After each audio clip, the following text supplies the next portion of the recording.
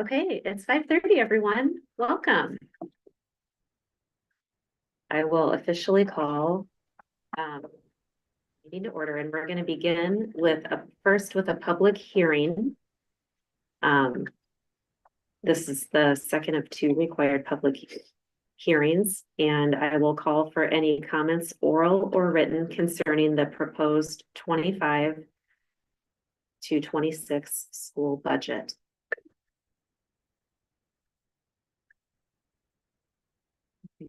Yeah. About the school budget? If anybody, I don't know if you were going off the list in terms of.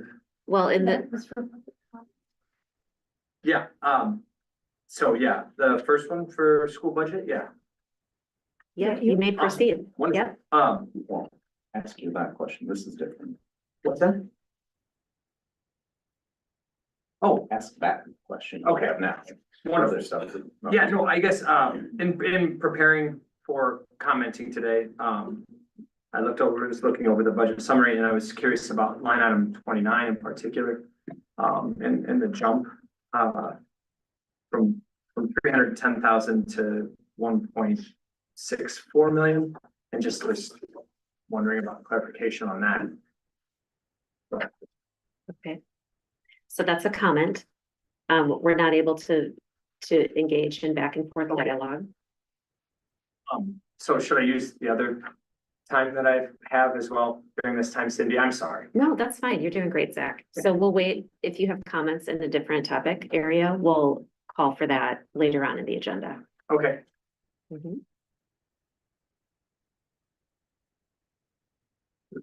Okay. Are there any other comments that have been submitted through writing?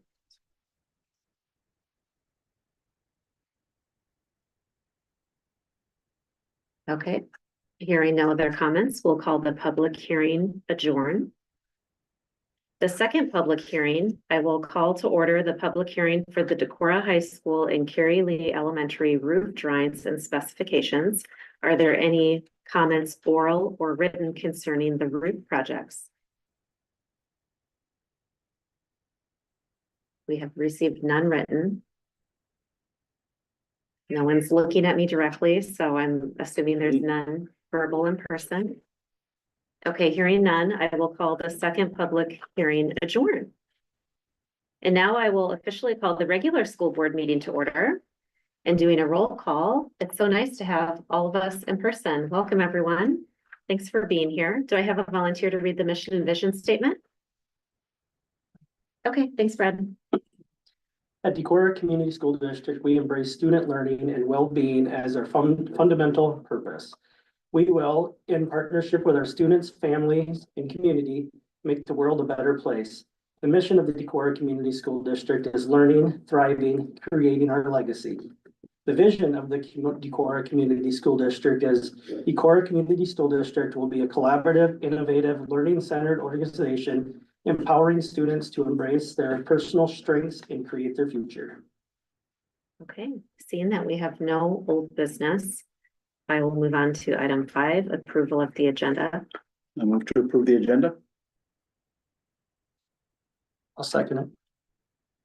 Okay, I'm hearing a motion and a second. Any further discussion? Yes, I believe item H and item Q are directly related to each other, so I'd ask that we make some adjustments to. Wait, yes, H, which is the adoption of $15 million of general bond levy, and item Q, which is talking about that direct elementary school project. I'd ask to put those next to each other and not in discrepant locations. Okay, And I would actually add on to that since I'm assuming that we have people here that are going to be speaking to that we moved it earlier in the agenda instead of late into the agenda, yeah, possible. and we have Patty Spawart here from Emergent Engineering. Would it be, how does the board feel about moving item Q up to be with item H? Does that sound acceptable? Or is that something that you would It's still consider? gonna probably be an hour into the meeting. I don't know. Let me get your estimate. How far into the meeting will that be? Yeah, it's gonna be a long meeting. I know we got public comment. I would say, items A and C, Sean Gordon has other conflicts tonight or another meeting, so we're hoping that he could have his parts done by 6:30. But public comment, public comment could go on for an hour. Well, we don't have, I mean, I want to extend the invitation again. If there's anyone here that wants to make a public comment, we can add your name to the list. Is there anyone that wants their name added to the list? At 3 minutes each, I think we'll still be. Okay, It I will mean, take an hour. like, if it works out, we could put H up to D and Q up to E then, and slide everything down.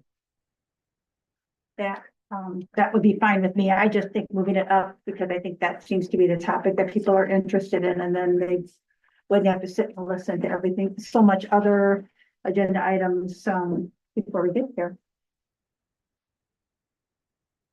Okay. Please help me remember, we had a second, so we need to vote on that item, or is it okay to abandon and create a new motion? Well, she said she offered an amendment, so we should vote on the amendment. Okay, And now I can't remember exactly what you said, what my amendment, can you remind me? So I think, We're gonna put H and Q together, is that correct? yeah, H will be the new D, Q will be the new E, and everything will be two more items down from what. so they are. H and Q are moving up following C. Yes. Okay, Right, do So I we need have- to make that as a actual motion? To amend his? why don't you make an official amendment? Okay, as an amendment to Ron's motion, I'd like to offer that we move H and Q up to right below C. So you've had an amendment to the motion. So we'll take a vote. All in favor, please say aye. Second. Oh, we need a second on the amendment. Thank you. I'll second that. We have a second now. Any further discussion? On that amendment or on the entirety? We're talking about the amendment, correct? Okay, all in favor, please say aye. Aye. Opposed, same sign. Motion carries. So the amendment is adopted. Now we have to go back and vote on the motion. Correct. Approve the whole thing. So I'd like to note an objection to some of the business practices we are currently functioning under, and that we're being provided information we're expected to vote upon the day of. I don't believe that gives us the time, the ability to actually assess some of the things we're voting on. So Monday being a business day, we're receiving items at 9, 10, noon, 2 o'clock. There's no way to manage thinking about those items, review them, discuss them, think about them in an actionable way before the meeting. So I'm gonna move that we eliminate all We items. have to vote on the motion that's on the floor before anybody can make another motion. We already did. No, No. we just, that was just the, Okay, that let's was go. just a vote on the amendment, actually. to the- Correct. It Okay, changes so the let's order go, of let's the go meeting. back to the first motion that was made. We approved the amendment. Now we're going back to vote on the original I would motion. that make a was made. motion to approve the agenda as modified. So we have to second it again. Yep. I second that. Did you second? Yes. Okay, any further discussion? So I'll return to my prior comments that I believe any actionable item we're supposed to take at our meeting should be given due diligence that we can prepare, talk about, learn enough that we can make thoughtful, business-oriented decisions before the meeting. Today, as an example, we received things related to this meeting at 9, 10, noon, and 2 o'clock twice. It's not germane. This is, in fact, this is an objection to the. We're voting on a motion. This I is not the time understand. to So talk my about. objection is to several of the items on our agenda, which we received the information about today and not in advance of today. or changes to the information that we are about to vote on today from what we knew prior to this. Okay. So the agenda is shared ahead of time. This, historically during my time on the board, it is not uncommon to receive updates to information. But if there are items, we have approved the amendment to reorder the agenda, Yes, which the amendment was passed. So you are proposing another amendment to remove items from the agenda? I am. Okay, and which items are you?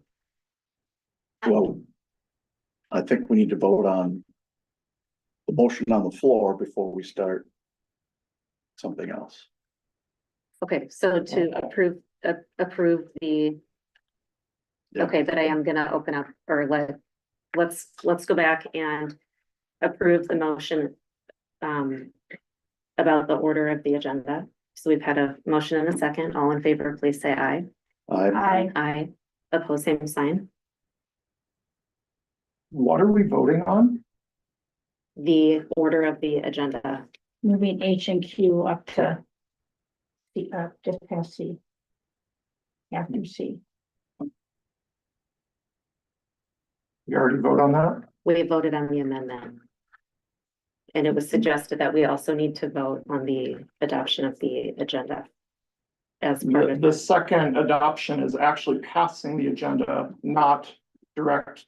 It is passing the agenda and moving on from that, which is not what the order of, that's not what Robert's rules would tell us the order of events should be. Okay.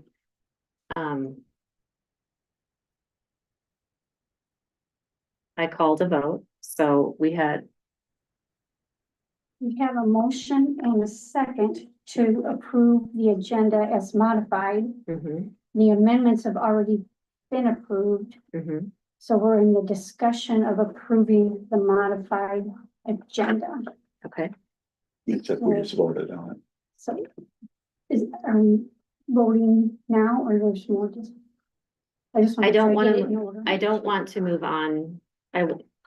I want to give Aaron the space to, this is item 5 to talk about the agenda. So I'm asking if there was another, so you are suggesting to remove items from the agenda.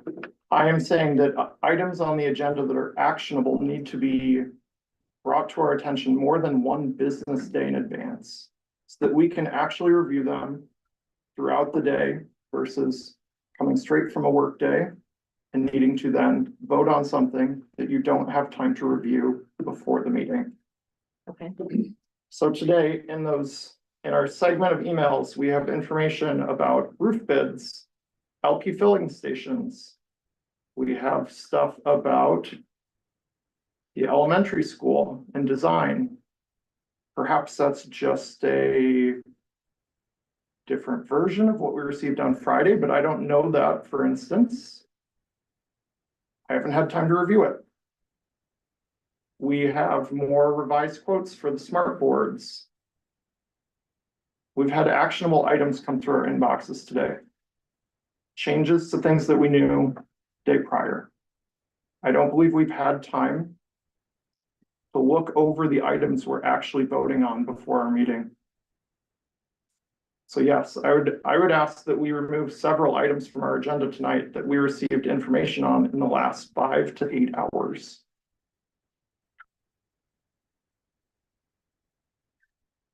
Aaron, I appreciate that feedback. I think that it is, I want to work together as a board to work well together. I know that Tim generously shares his time with pre-boarding meeting check-ins to give us ample time ahead of the meeting, and I personally follow up with phone calls with board members. And I know that last week that I was informed of, this information will come in today. I also think that we take time during our meeting. Many of our experts are in the room and we can directly ask questions. So while I'm noting that feedback and happy to work harder to meet that in the future, I do respectfully disagree, and I'm ready as part of that discussion, I'm ready to talk about these items as a board tonight. But if you're suggesting that, are you making an official motion as an amendment to the agenda? I'm trying to make a point of order to our board and the public that actionable items need to be given to us more than a business day in advance. We want to move forward with the meeting as is. I fully accept that.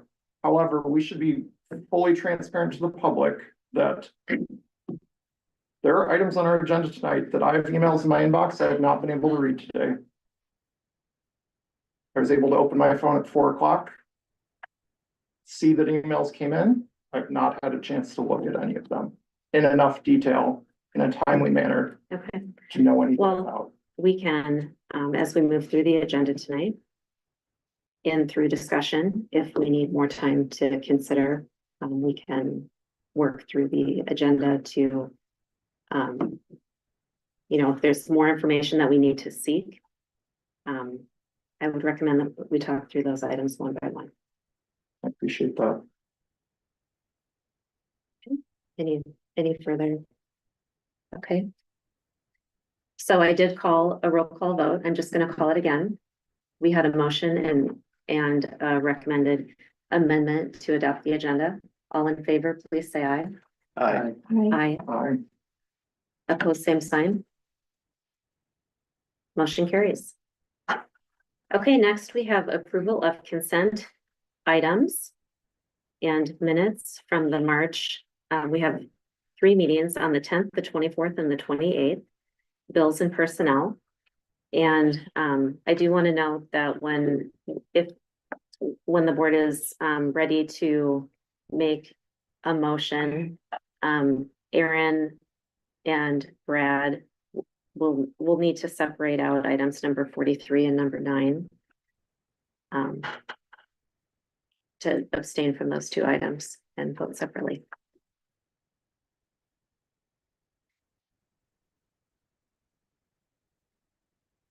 I would make a motion to approve the consent agenda with the exception of activities numbers 9 and 43. I'll second. Okay, hearing a motion and a second. Any further discussion? All in favor, please say aye. Aye. Aye. Aye. Opposed, same sign. Motion carries. And next, I'll call a motion to approve items number 43 and 9. So moved. Okay, I'll second. all in favor, please say aye. Aye. Aye. Opposed, same sign. And abstain. Okay. Thank you. Next, we'll move to open forum communication from the public. We're going to begin. We have 3 letters that were submitted ahead of time that Tim first is going to read. I'll call them name by name and then you can read them aloud. And due to the robust agenda that we have tonight, I encourage people that plan to comment here in public to, like, if someone has said something that you plan to say too, let's be conscious with our time. And I'm also going to read a statement about the open forum. The open forum is time set aside for the board to hear comments from the public. Comments are not limited to items or topics on the agenda, but are limited to matters within the board's authority and are not to extend more than 3 minutes in length. As per Iowa code, the board cannot discuss matters not posted on the agenda. Please also remember comments are being made in a public forum. Any comments that are considered to be inflammatory or libelous may be subject to legal action. So I will be setting a timer of 3 minutes for each public comment. And if you get close to that 3 minutes, I'll give you a gentle nudge. I won't scare you. And we'll begin. Okay, so first we have a letter that was submitted by Carol Dow. Hello, Tim. Please bring this letter and would you read this into the board April 14? Thank you. Thank you so much for your reply from the March 24-25 budget meeting at our letter. Firstly, I just heard today on media, Education Secretary Linda McMahon stating that she was impressed with Florida and Iowa states on their lead and how they are doing a great job. She also spoke of the funds for Title I handicap special needs would be better under HEW, Health, Education, Welfare, and that their hope is to have a better communication close to parents, teachers, students, and superintendents going forward. So congrats to Iowa schools. As to your reply about public being able to respond at school board meetings, that some were disrupted by inappropriate messages, could this be controlled by the chairperson, and would they have a mute button pushed? And an announcement at the beginning stating that all persons will be muted and that public may participate with questions and discussion at the conclusion of the meeting. Just a suggestion. At our local school board number 69, our meetings are all recorded and the public is invited and allowed to speak at the end of the meeting with questions and have dialogue with board members. We found this to be very open and allowing the parents and public to communicate their thoughts and suggestions and feel valued. We are all working together for a healthy environment for our children and grandchildren. You also mentioned dependence on a staff member to set everything up and monitor the feed throughout, which adds extra responsibility and pressure to our staff. Perhaps having a dialogue with the public at the end of the meeting, as we have done here, would be more workable. These are suggestions, Tim, that allow the public to feel more included. And we have found too that there is a learning curve at the beginning for your staff, but once it is learned, it is in place and easy to maneuver going forward. We hope these suggestions from us are sent with a heart for being able to be heard and have great communication with our local school board. We appreciate very much all the hard work you do at Decorah Schools.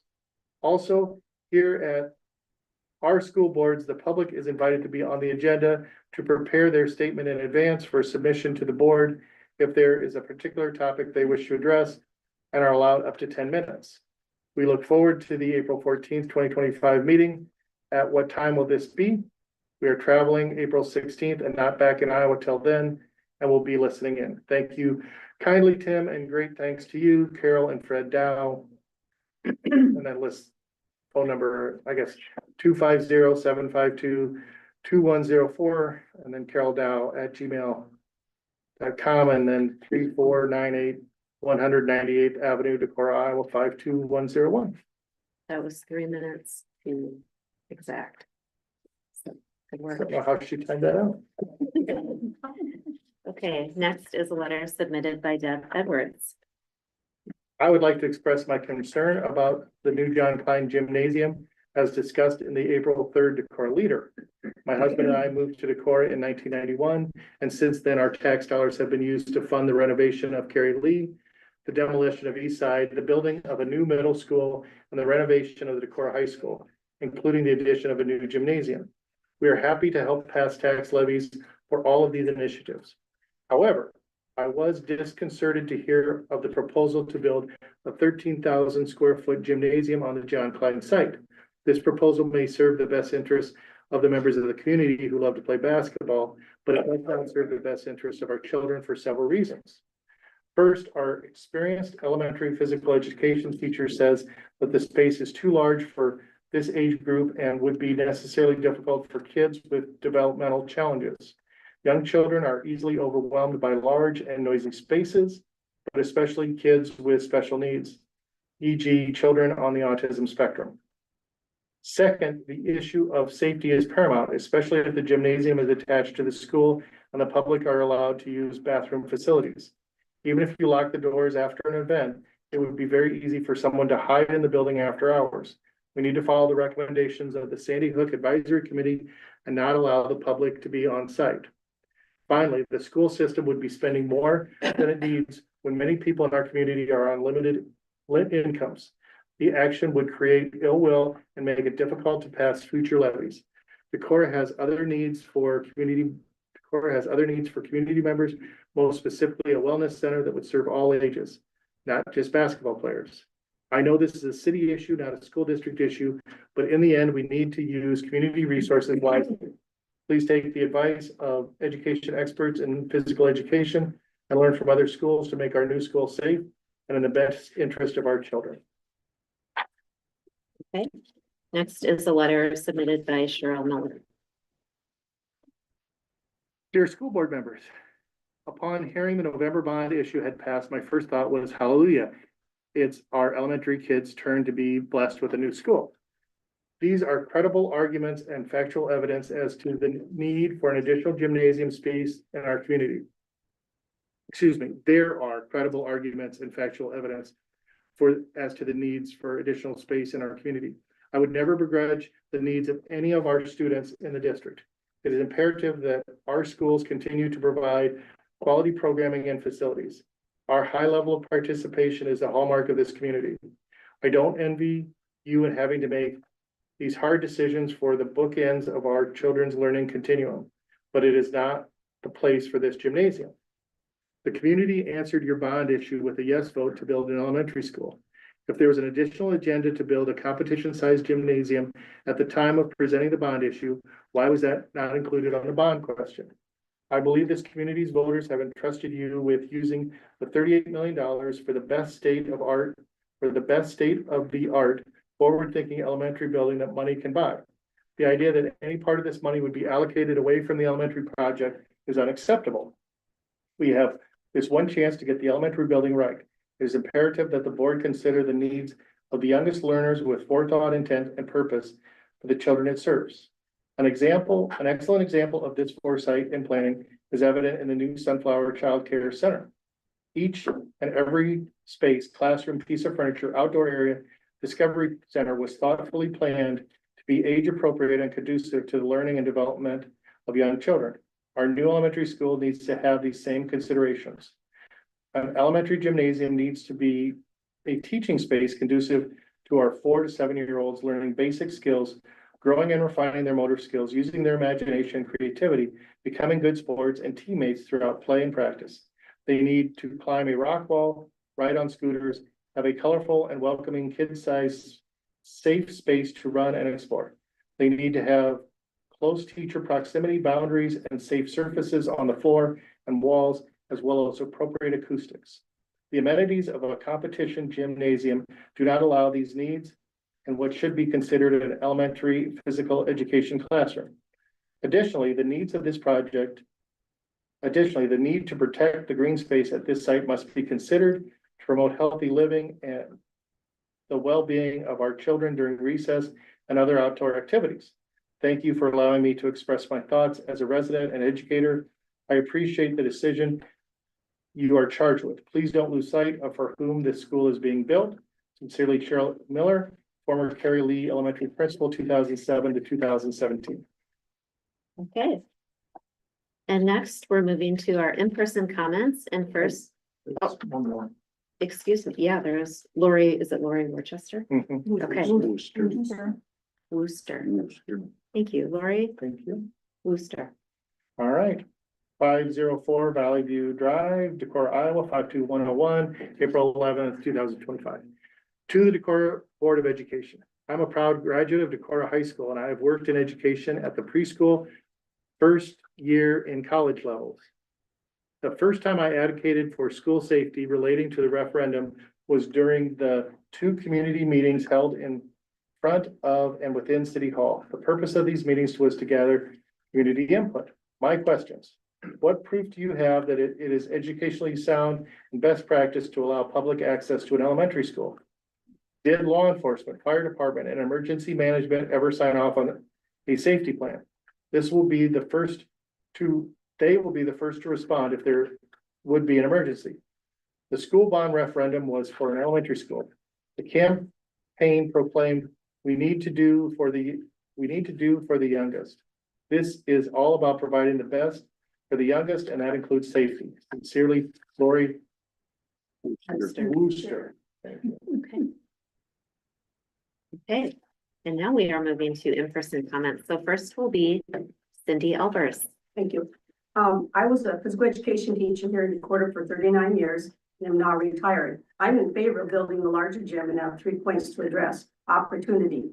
Additional gym space is needed in our community and could be addressed when designing the elementary gym. Waukon, Presco, New Hampton all have rec centers and still have added additional gym space in the recent building projects. This also shows that we aren't the only ones to have identified the need for extra space. I previously have served on the Park Rec Board, and for at least 30 years that I was on the board, We have tried to build a center with gym space being the top priority. Unfortunately, this is yet to happen, but not from lack of trying. So having this opportunity is something we need to embrace. This gym space would benefit our youth traveling teams, which are composed of our own students. Our middle and high schoolers would see improved practice or game space, and recreational activities for our youth, as well as even the adult leagues, would have options. So it's not like we're building a space that would not be used and enjoyed by our district constituents. Safety is a major concern these days. So keeping our students, teachers, and staff safe needs to be well thought out with entering the gym for possible after-school activities, games, evening and weekend school or park rec activities. Architects can design the flow of entering and leaving after school hours with concerns for our students and building occupants to eliminate access to the educational classroom footprint. The last, practical but functional. I understand and I agree that a very large gym without some type of space division may be a concern in an elementary class setting. Some type of curtains would be needed to divide the gym into sections for a designated classroom or possibly for practice after school or games on weekends for traveling teams to give optimal usage. For a PE class, the curtain could be the retractable solid wall like Luther had in their gym or what we used to have at our old middle school. This type of curtain would allow for activities that need some type of wall space for various skill practice and a more specific and safe enclosed area for the students. By having this arrangement, the curtain could be utilized during the day for classroom PE activities and the other end for inclement weather indoor recess. The other type of curtain that is used just for games or practice could be the type that we have at the high school or something similar. Overall, we don't want to look past the primary consideration, which is an area to be used for classroom setting for elementary students. But we do want to provide gym space for other practical uses by our district park rec or public events. The input from the current PE instructor is necessary so that his visions or her visions and concerns can be conveyed to the appropriate school personnel as well as having a conversation with the architect. So let's take advantage of this opportunity, you guys. Let's provide a safe, practical, and functional facility. Something that will meet our classroom instruction, sporting activities, park and recreation programs, or community events. Unfortunately, the high school gym project was restricted by FEMA as there was concerns on encroaching on the retention pond Cindy, any further after the 2008 flood. Cindy, I'm gonna interrupt. That was 3 minutes. I have one sentence left. Go ahead and finish. So let's build a bigger gym while we have the opportunity and with no space restrictions. Thank you, Cindy. Next is, next is Andrew Nelson. Great. Good evening. I'm Andy Nelson, 513 Locust Road, Decorah. Pleased to be here to speak to the board and to the public. I'm here to speak in support of your motion to approve a competitive gymnasium for the Decorah Elementary School. I wrote you all the letter. I'm not going to sit here and read that letter. It might take more than 3 minutes. I just want to make 3 comments about why I wrote that letter. Safety. Our son, Nick, Nancy's my wife, our son, Nick, played basketball or high school, graduated 2012. Is that right, Blake? Got it. I believe his class was the last class to play in the old gym. So I'm invested in Decorah basketball, and I'm still invested in Decorah basketball. I always have been. So I'm told, Andy, they're going to make this huge improvements to the new high school and build a brand new gym. I said, that's great. I knew some of the shareholders that were on the committee. We just got to make the baseline and the sidelines wide enough so that the players can play full out as hard as they can safely. I heard Cindy Albert say, and much to my dismay, Andy, the pond is too close. We can't make the gym bigger. It's gonna crack the pond, or there was some issue there, but it'll be okay. I go to the games, I see the games play out. Every year, our kids get bigger, faster, and stronger, and more competitive, I should say. And that design, with the distance from the baseline to the wall on each end of the court, is not safe. That is not safe. That design restricts players' ability to go full out on the entire court. That's wrong. And now we have a chance to fix that. And you've got a beautiful plan to do that. I support that. Second, community recreation space. Cindy Albers was on the Park and Rec Board. I was on a committee to explore a community recreation center here in Decorah. Never happened. Still hasn't happened for years. But one of the ideas that was floated was combining the community recreation center with the new elementary school and using the gym in tandem. Now, I understand the concerns about the children, and I trust that the architects and the board can address that. But there's plenty opportunity for the community here and plenty need for community space at times when school is not in session. I support that. The heart of Decorah. This project is great for downtown Decorah. Thank you. Okay, next, Joey LaFrance. My name is Joey LaFrance, and my husband and I have 4 boys currently attending school in the district. I'm speaking tonight to personally thank President Goodner and Directors Fadness, Darling, and Sand for approving the expansion of a larger gym in the new John Klein School. The forward thinking and common sense used in seeing the need for a competition-sized gym that will benefit an entire community rather than a few grade levels shows us that we have elected 4 individuals who realize this is an incredible opportunity for this generation. I sent President Goodner a thank you message a few weeks ago after learning that the vote had passed. Part of the message focused on the importance of having a safe and adequately sized gym for the larger athletes in our community. I was in the high school gym 2 years ago when Tanner Cadell suffered a tibia fibula fracture, jumping out of bounds underneath the basket and up onto the safety mats. It was a devastating injury that could have been easily avoided had we been playing in Waukon, New Hampton, Charles City, Osage, or any of the other Iowa gyms that have ample space from the out of bounds line to the side walls. Our high school gym barely has the minimum amount required for safety because it was cut down from the original size. This error in judgment was evident again as Noah Milburn went running out of bounds during a game earlier this season and cut his head open on the door hinge of the gym. Knowing injuries like these have already happened, the district may not be as fortunate in the future to avoid litigation if more injuries occur from improper baseline to wall space. I'm not unaware of a few of the benefits of having smaller spaces to serve our youngest students. I realize that dropping curtains isn't necessarily the most ideal solution to divide up large gyms into smaller spaces. Growing up in Iowa Falls, our middle school gym was enormous. My dad taught PE in that gym for over 40 years. And when he needed to convert it from one larger space to 2 smaller ones, he hit a button.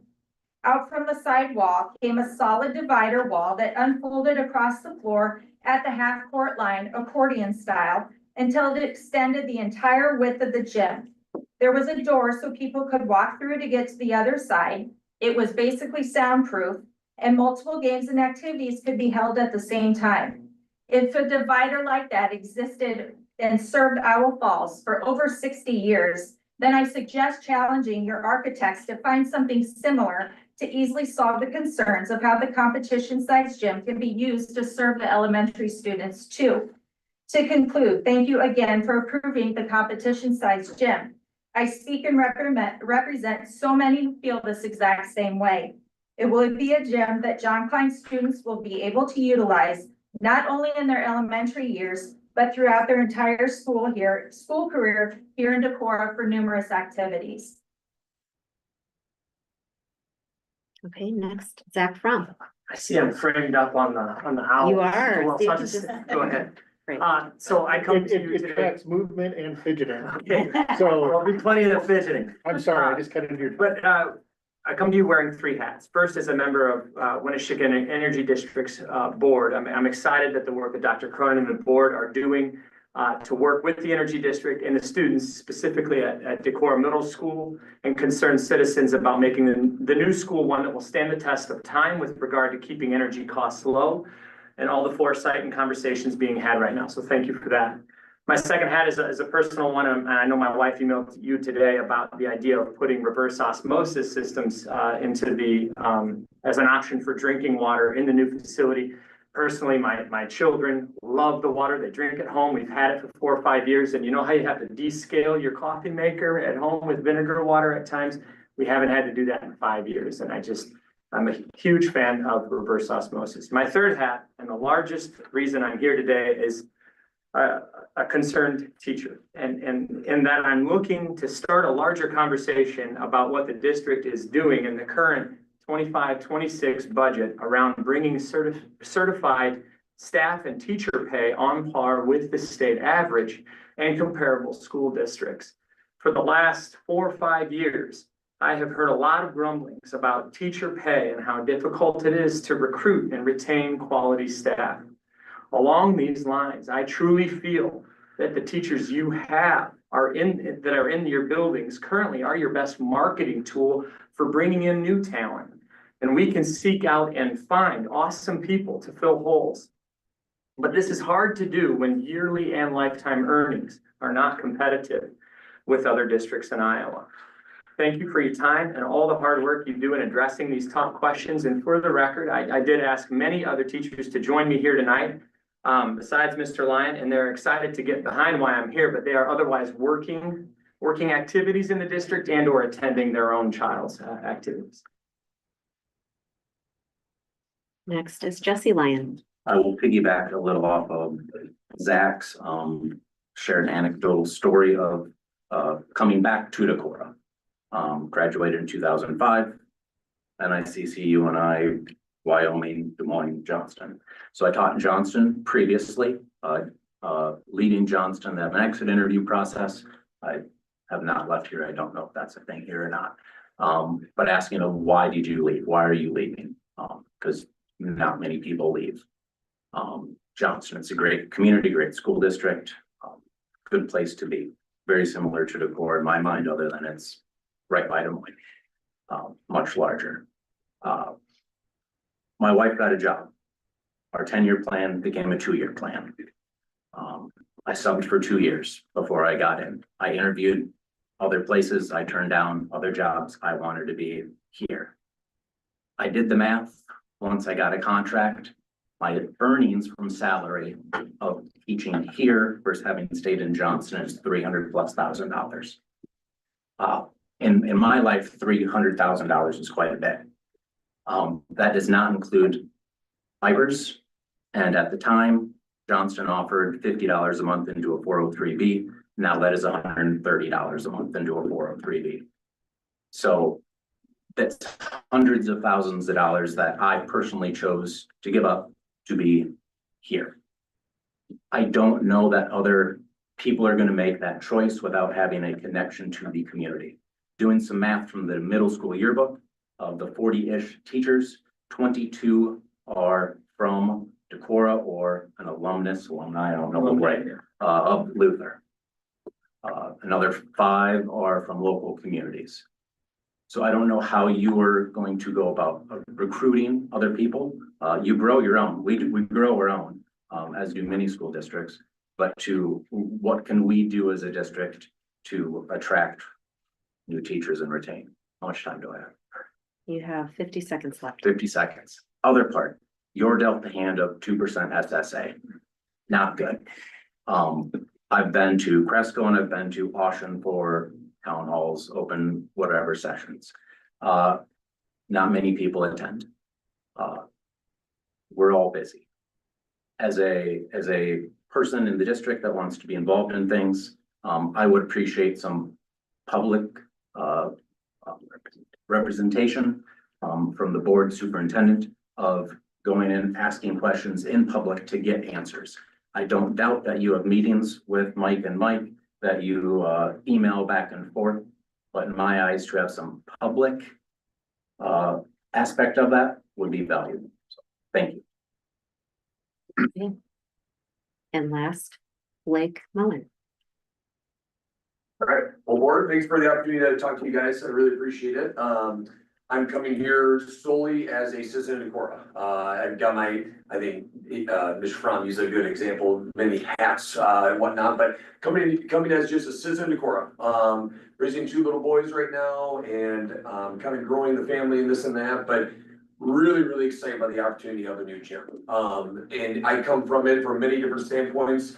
I think one is I think it's a very unique opportunity for us to not only add needed gym space, but also just a facility in general for our community to use. I look at my kids, I'm on the school district for many years, knowing and being around the conversations in our household about that kiddo or that kindergartner, wherever it may be, yeah, we need space. We need opportunities for them, and I'm really excited about that for our community. I mentioned my kids, obviously I'm coming as a dad. I'm really excited to see the opportunity that my kids will be able to grow in, but then also their friends and other opportunities and whatnot for people to be able to use that opportunity. Right now, my full-time job, we do some cross, working with the schools, and it's wonderful relationships to work with you guys on offering programming. However, I think more space would be wonderful for us to not only exemplify not only what we're currently doing, but also add on to other possibilities as well. I look at it as more than just basketball. I do think that there's some opportunities for the school to utilize this gym in the fine arts, speech, dramas, all-state gatherings, and so on, which again is a very unique opportunity. I think it's exciting for me when I go to basketball games and whatnot. You see some of these other gyms that have a competition gym or a second gym off to the side, and this is going on while the basketball game's going on in the main gym. And I think it's a really unique opportunity that we have here in the school as well. Lastly, I'll end with this. Naturally in my job, but also I'm as pro Decorah as anyone else, I would like to think. So I'm always trying to think of ways to get excited. I know it's been mentioned earlier about getting people excited to come to Decorah. What another wonderful way. We don't have a fitness center. And it was mentioned earlier, New Hampton, Cresco, Waukon, all that fitness centers, and we don't have one. And that's okay. But I think we have an opportunity right now to really double down and do it right. And I just am really excited that that's on the table. Board, you guys are awesome. I appreciate what you guys do, and just know that you got my support, and appreciate you guys taking the time to hear from me. So thank you. Okay, that brings us to the end of our communication from the public. Next, we have a presentation from our special education self-contained team.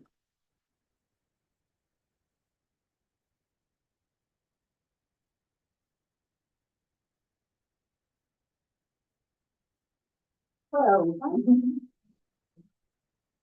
Okay, so I'm Sarah Elsburn. I'm the special ed director for the district for a couple more months, and My name is Marie Conway. I've taught for the district for 19 years.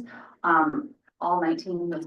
yeah, and I've been in this role now more or less for the last 9 years, and for a couple of years of special ed teaching before that. And I'll be moving into what I'm talking about here tonight in our middle school. So Marie and I are gonna kind of go back and forth here. Tag team this together. Yeah. Okay, and Sean. Oops.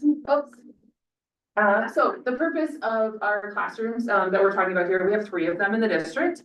One at John Klein, which hopefully will be improved in a couple of years. One at the middle school that serves grades 3 through 8. Sometimes John Klein serves a few more students, 3rd and 4th graders, depending on the numbers, depending on our classroom sizes, rosters, and then high school. High school? Yeah. Yeah. And so typically I have 9th through 12th grade. Sometimes we'll bring in up some 8th graders to balance out the numbers.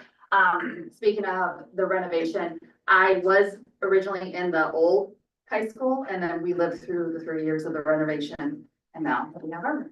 Yeah.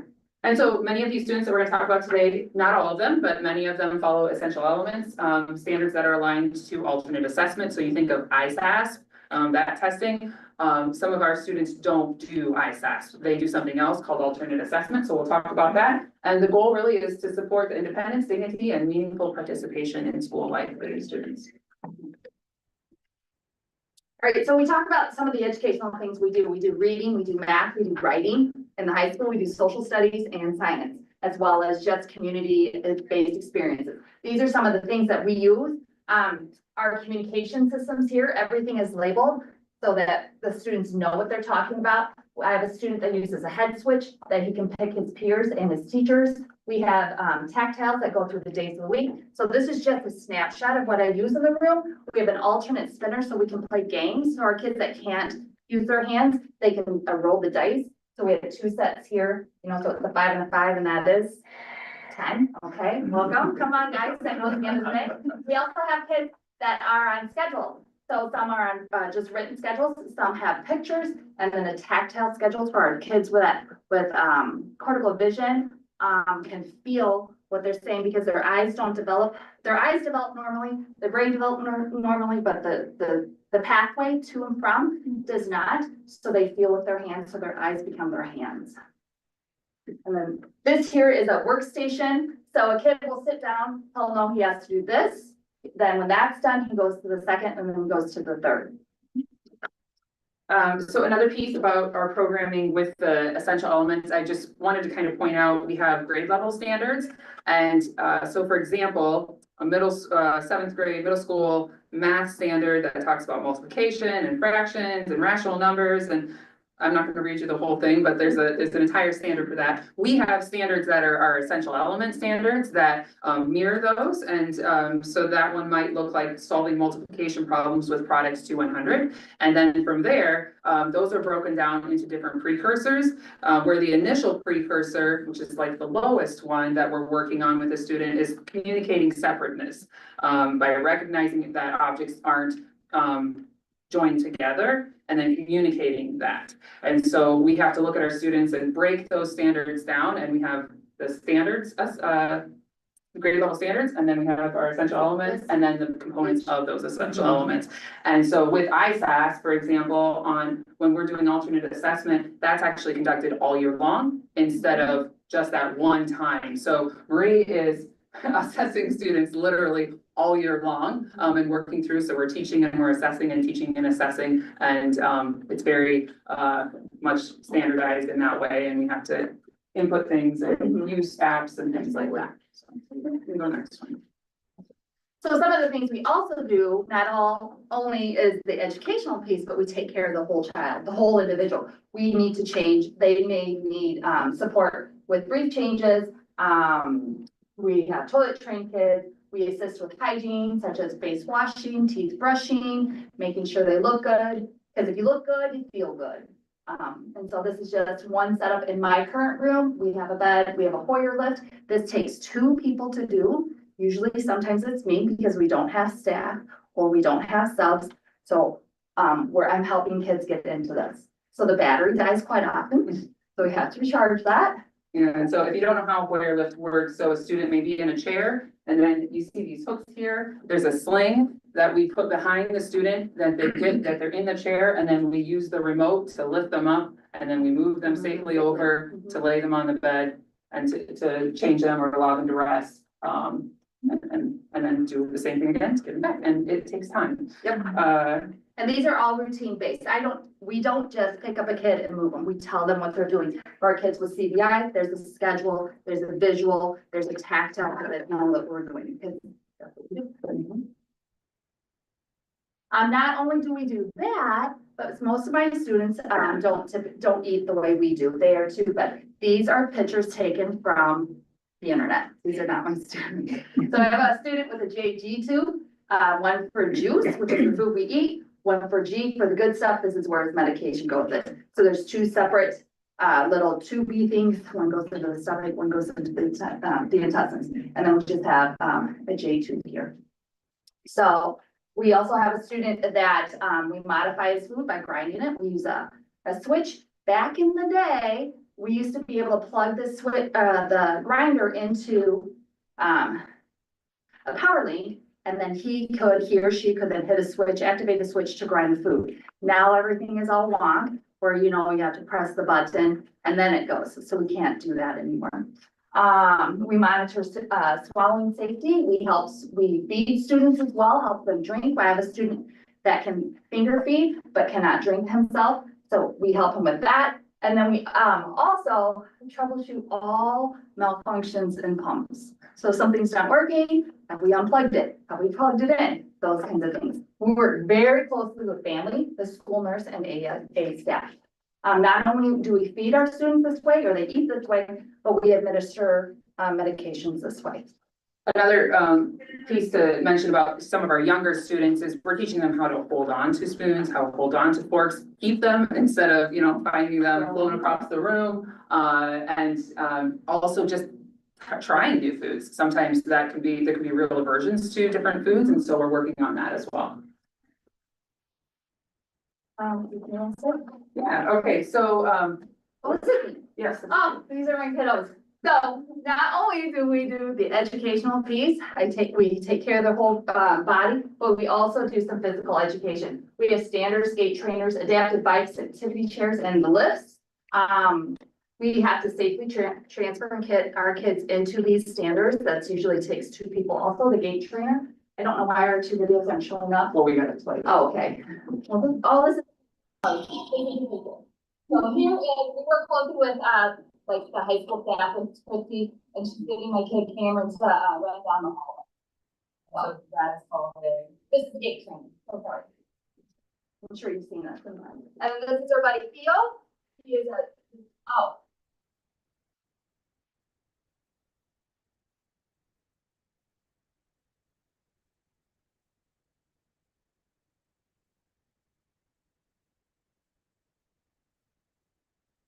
we can see the difference of the ability levels of our kiddos.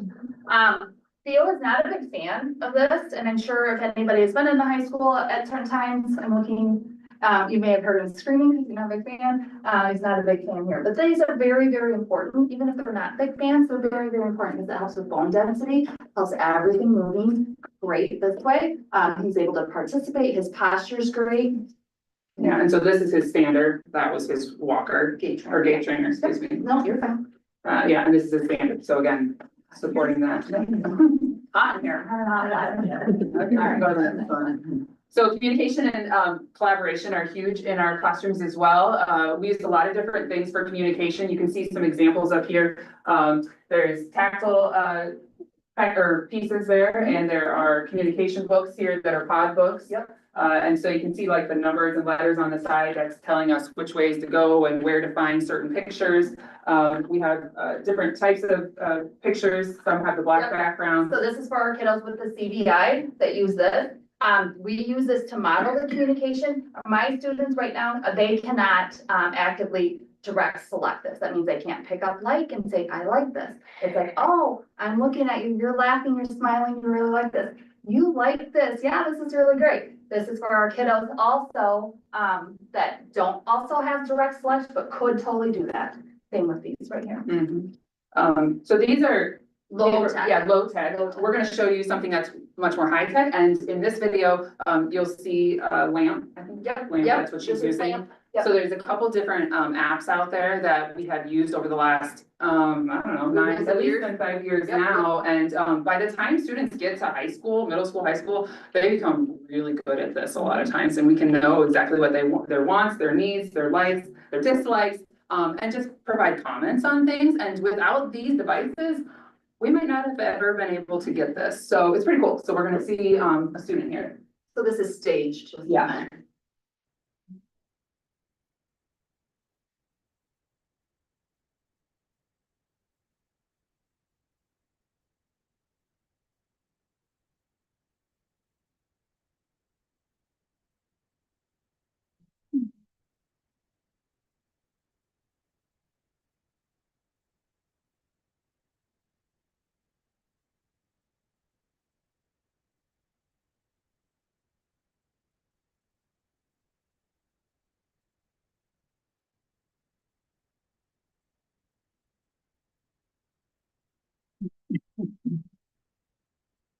So yes, this was staged. So what happened was, because I couldn't get a good video of her actually doing it, when we were doing math, we have a routine for math wall. And so we did this together in the back.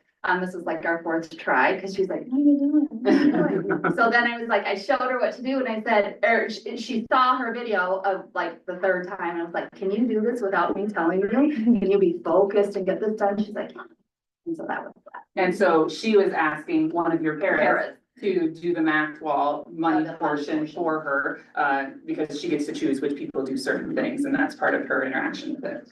Okay, so then we've got another. So we're talking about communication here. So this is this very first one here. This was done 5 years ago. 5 years ago, and this student was having, has never really had access to a head switch where he switches, he, loses head to, I can't remember which side he goes to, Yep.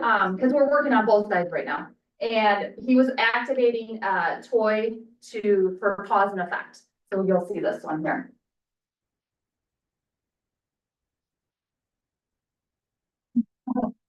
Yeah, so that was that one. This was taken today. So every day he goes down to either the library and he tells students what's for lunch, and on opposite days he goes into D124 to tell them what's for lunch. So this is down in the lunch or the library today. So you'll hear another person talking. That's me.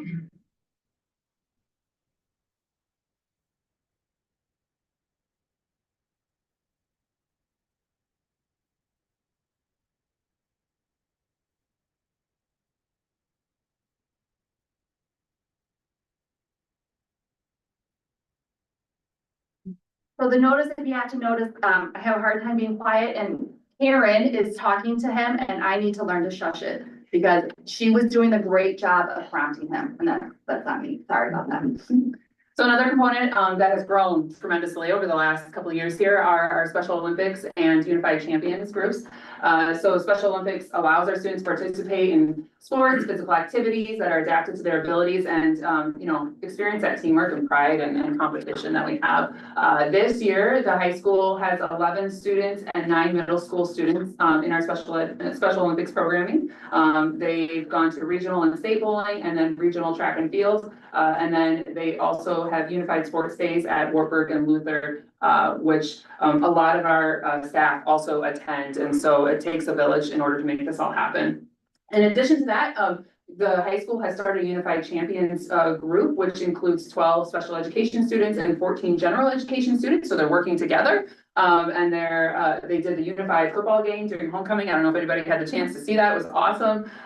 We went to the state basketball tournament, which was an amazing day. It was a long day, but it was so worth it. And then they're going to have a unified sports day for the elementary coming up here in a few weeks.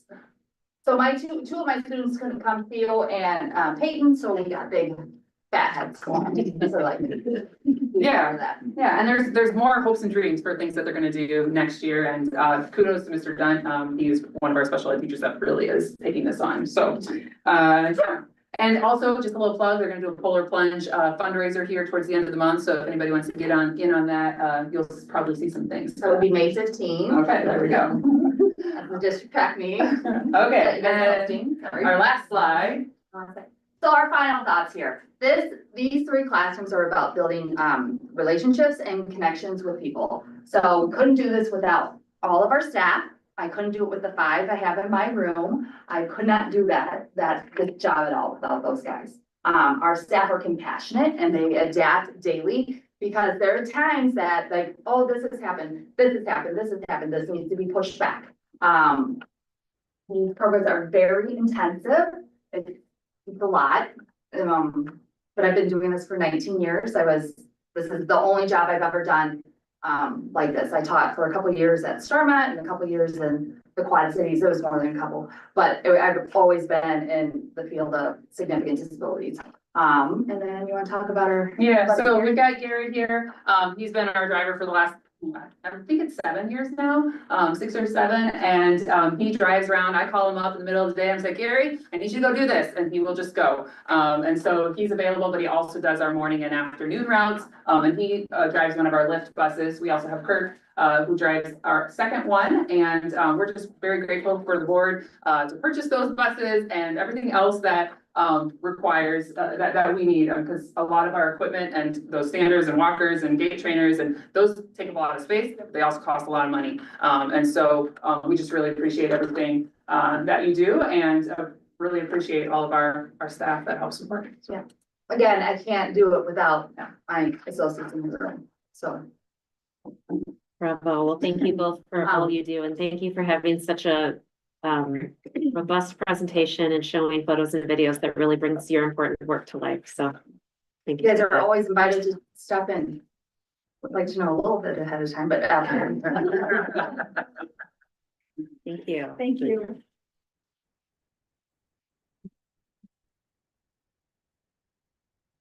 Okay, moving on to new business. Item A is approval of the CLE network bid comparison through E-rate.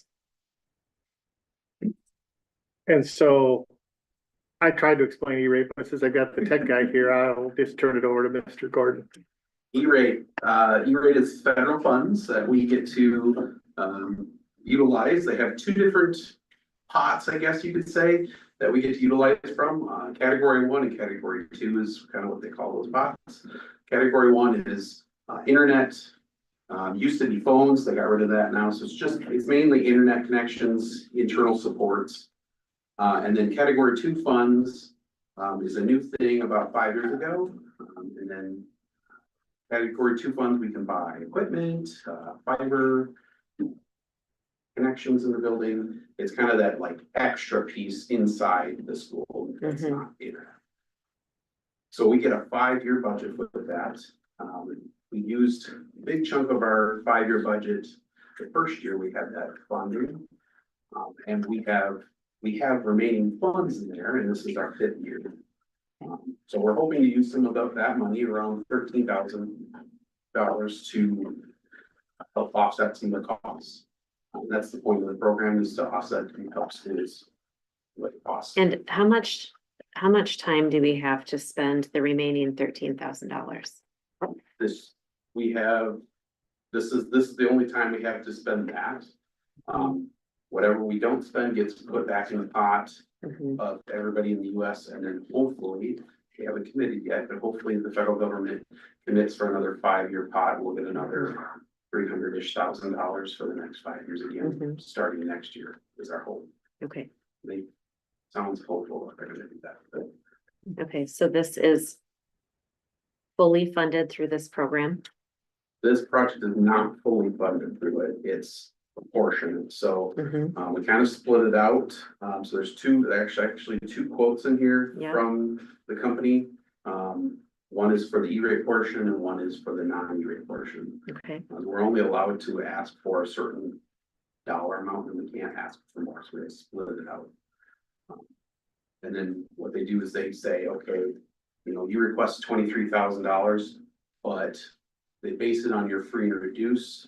So we are actually in the 60% allocation, so we get 60% of what we ask for, hopefully, which I got an email Friday. We're in our review process, and it sounds hopeful. So part of that's just following the federal funding, and it's a grant basically. You fill out lots of federal people to follow that process.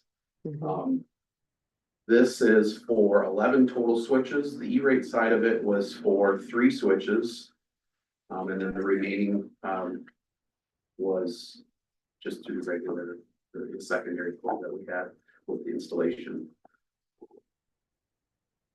E-rate or Carrie Lee Elementary currently has 14 switches. We went through and kind of looked at what we're utilizing, what we don't need. We don't need extra switches that are not being used for something. So we want to make sure we're buying what we need. So we're just replacing 11 of the 14.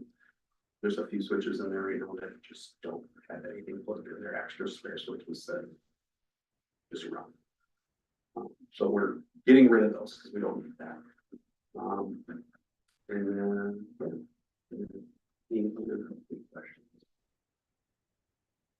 So we have many quotes included in the board packet. Right.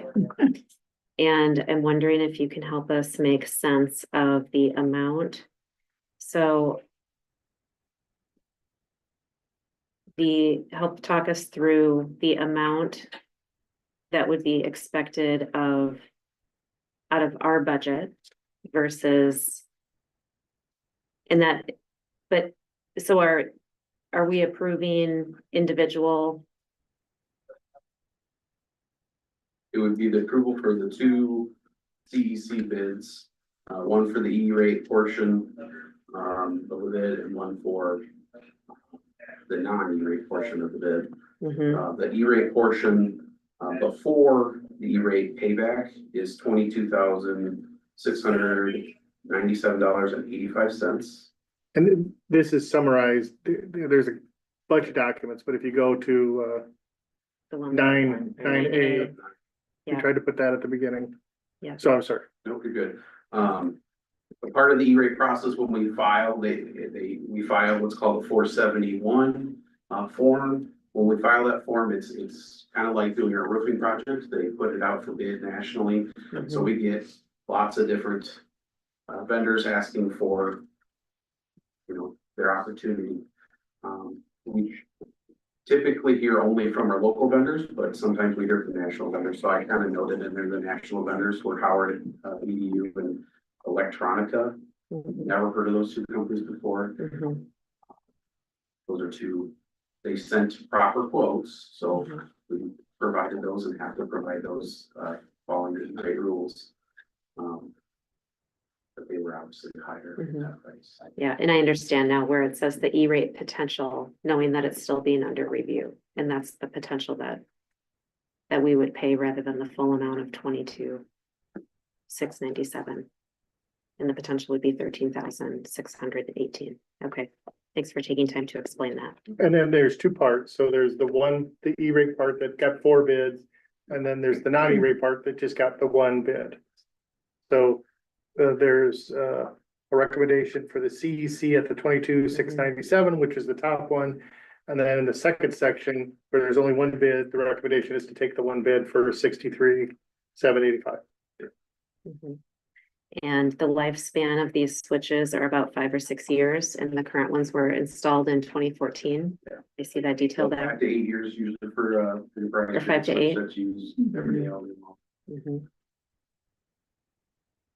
And the portion of this that is not covered by the E-rate, that would come out of I PEPA would say, funds? yeah. And couple save is different than the general fund. Yep. So it would not affect general fund expense. Do we have to approve this with 2 different motions, or can this just be one motion? I think it can be one. Well, I'll move to approve the bids for the switches in the E-rate program with a total cost to the district of $86,482.18.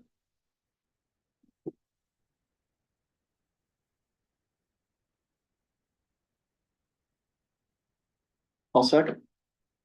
Okay, I'm hearing a motion and a second. Any further discussion? Just to clarify, that total is 86,482, but possibly minus the 13,618 for the E-rate, is that correct?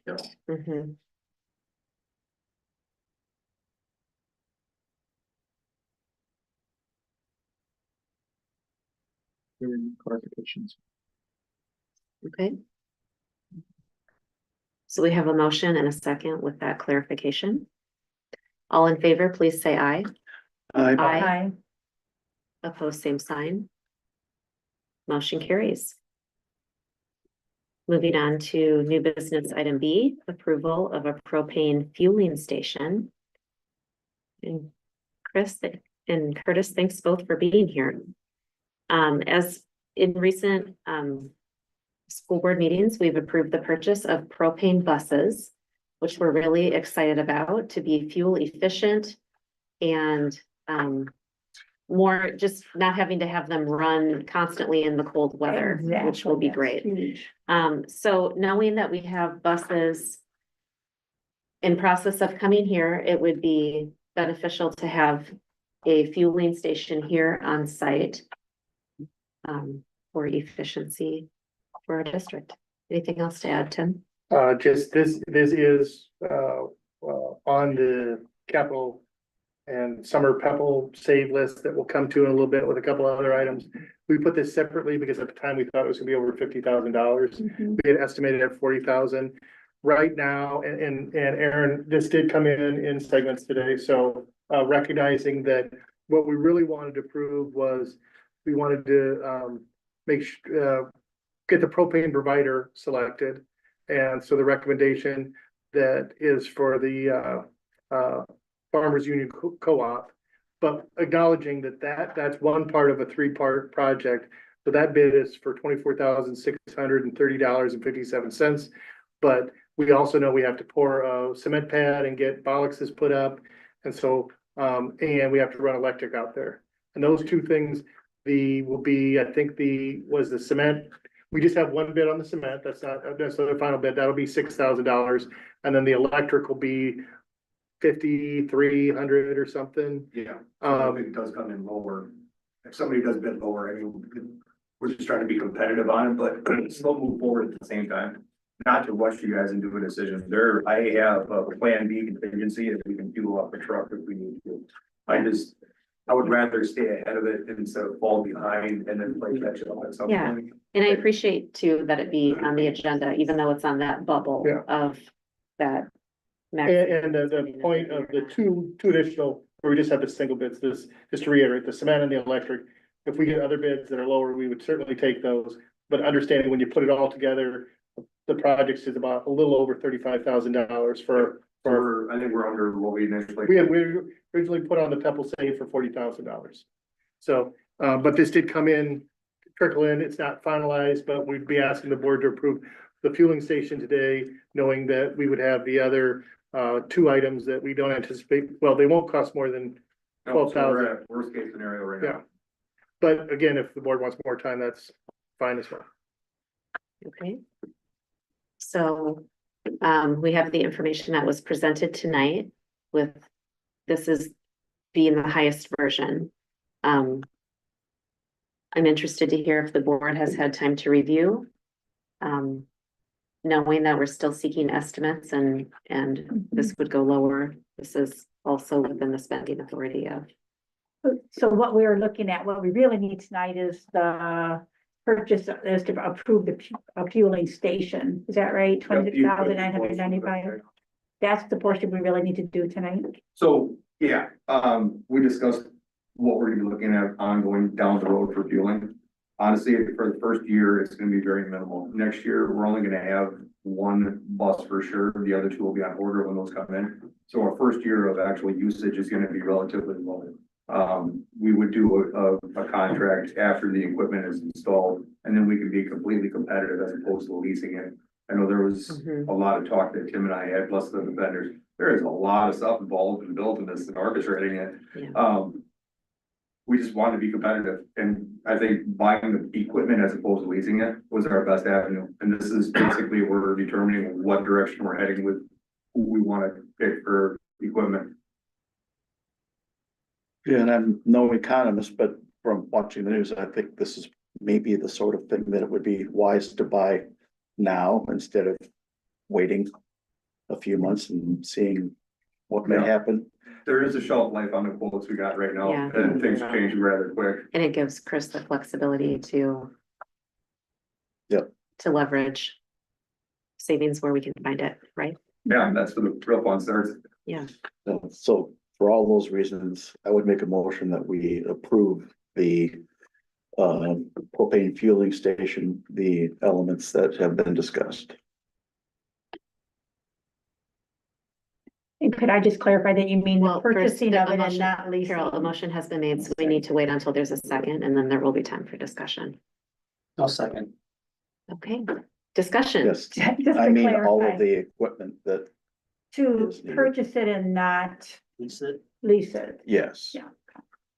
Okay, so That we was have a motion and a second with that clarification. Any other questions or comments? Which bid is the Farmers Union Cooperative? It's in, all the propane bids are in the one, so when you scroll up, it's the second one. Okay, And that's it's what I kind of thought. on your right middle side. Got it. You have to hunt for it. I was like CHS and gas equipment. I was not finding where Farmers Union was on here. Thank you. Okay, so we have a motion and a second. All in favor, please say aye. Aye. Opposed, same sign. Motion carries. Thank you for all your work on this. This is No problem. a lot, and you're a get it done guy, and I appreciate both of you, and I really appreciate that. Yeah. Okay, we're down to item C, approval of capital improvement projects. So I can just, we'll talk about, anytime we get an update to our capital improvement projects, we're putting it in and shading it in green. We do have better estimates on the roof. We're just approving roof plans tonight. We haven't had bids come back. So just understand that the roof maybe shouldn't be green because those are just estimates. Maybe it should be light green. The hardware LP station is in green. We have numbers. Obviously, we could go down, but then we get to the other major additions. And so safety rigging for the Decorah High School auditorium, we had an estimate of 150,000. We do have a bid for 83,183. I would defer to Mr. Gordon again if the board has questions about the safety rigging.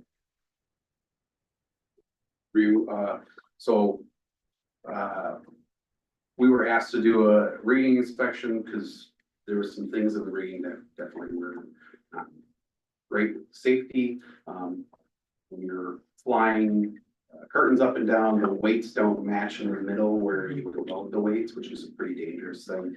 So we had a rigging inspection done. And then it took us a while to get that back from that guy, and then we asked for a quote for the fix of those. Took us a little while to get that quote. Once we did get the quote, we wanted clarification from him. So I actually asked him to come to the site and show us ins and outs. Adam and I walked through this and what do we really what done? Right. Because there was a lot to the quote that we initially sent us. So we kind of went through and found all the things that were definitely, we need locking mechanisms so we can lock out curtains. So in case somebody, accidentally opens one that's not weighted properly, because 500 pounds of curtain falling or something is not something we want.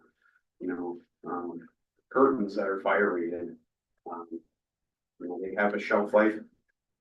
The new curtains that we have priced are intrinsically fire retardant curtains, so they don't have a per se expiration date on them like the ones we have now. Meaning, as long as we clean them every 10 to 15 years, the dust won't be a fire hazard. We won't have to replace them unless they get damaged. But if we don't clean them, we'll have to replace them because the dust is what causes fires. I learned that. The part of this quote is replacing the curtains, those intrinsically fired curtains, blocking mechanisms, new ropes. The ropes are aged. They're, some of them are original. Some of the pulleys and some of the metal work that's up there is original that they'll replace to make it safe. Students do, some of the backstage students do run those. Part of this is a training program to get our technical people, technical directors, technical students kind of trained on how to run it and run it properly, which is something that our insurance company is asking for a record of, which I think is a great thing to have. So Right, and this was inspected and safety issues were noted. So this is, following that inspection and has been identified as a risk. Right. Another part of this that, if Adam was here, I know he chimed in, so I'm gonna make sure I put a plug in, is, he's working with the music boosters, for clouds, sound clouds, updating those. And those are a part of that riser set, getting them upgraded with new ones, some new lights that go with those. But before we are able to even get a quote from that, we have to have a safety inspection that is good. Okay. Learn that. So this is, by approving this helps the philanthropic community that is financially supporting our activities move forward with other enhancements. Yeah.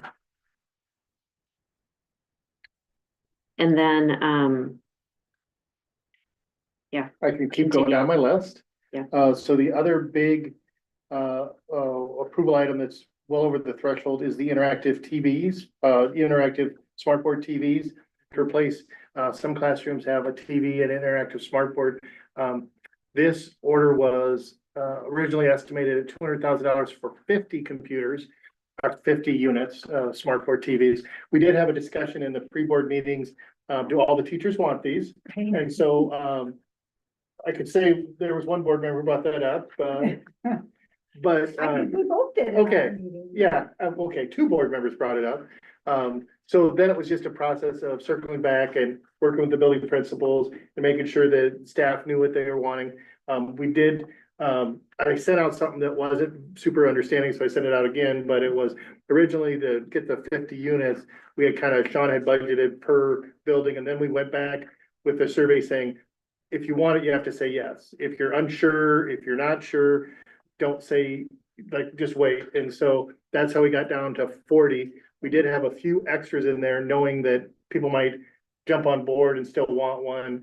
And the idea was get this order in now, because we don't know how long it'll come. We want to get them installed over the summer. We don't know about prices.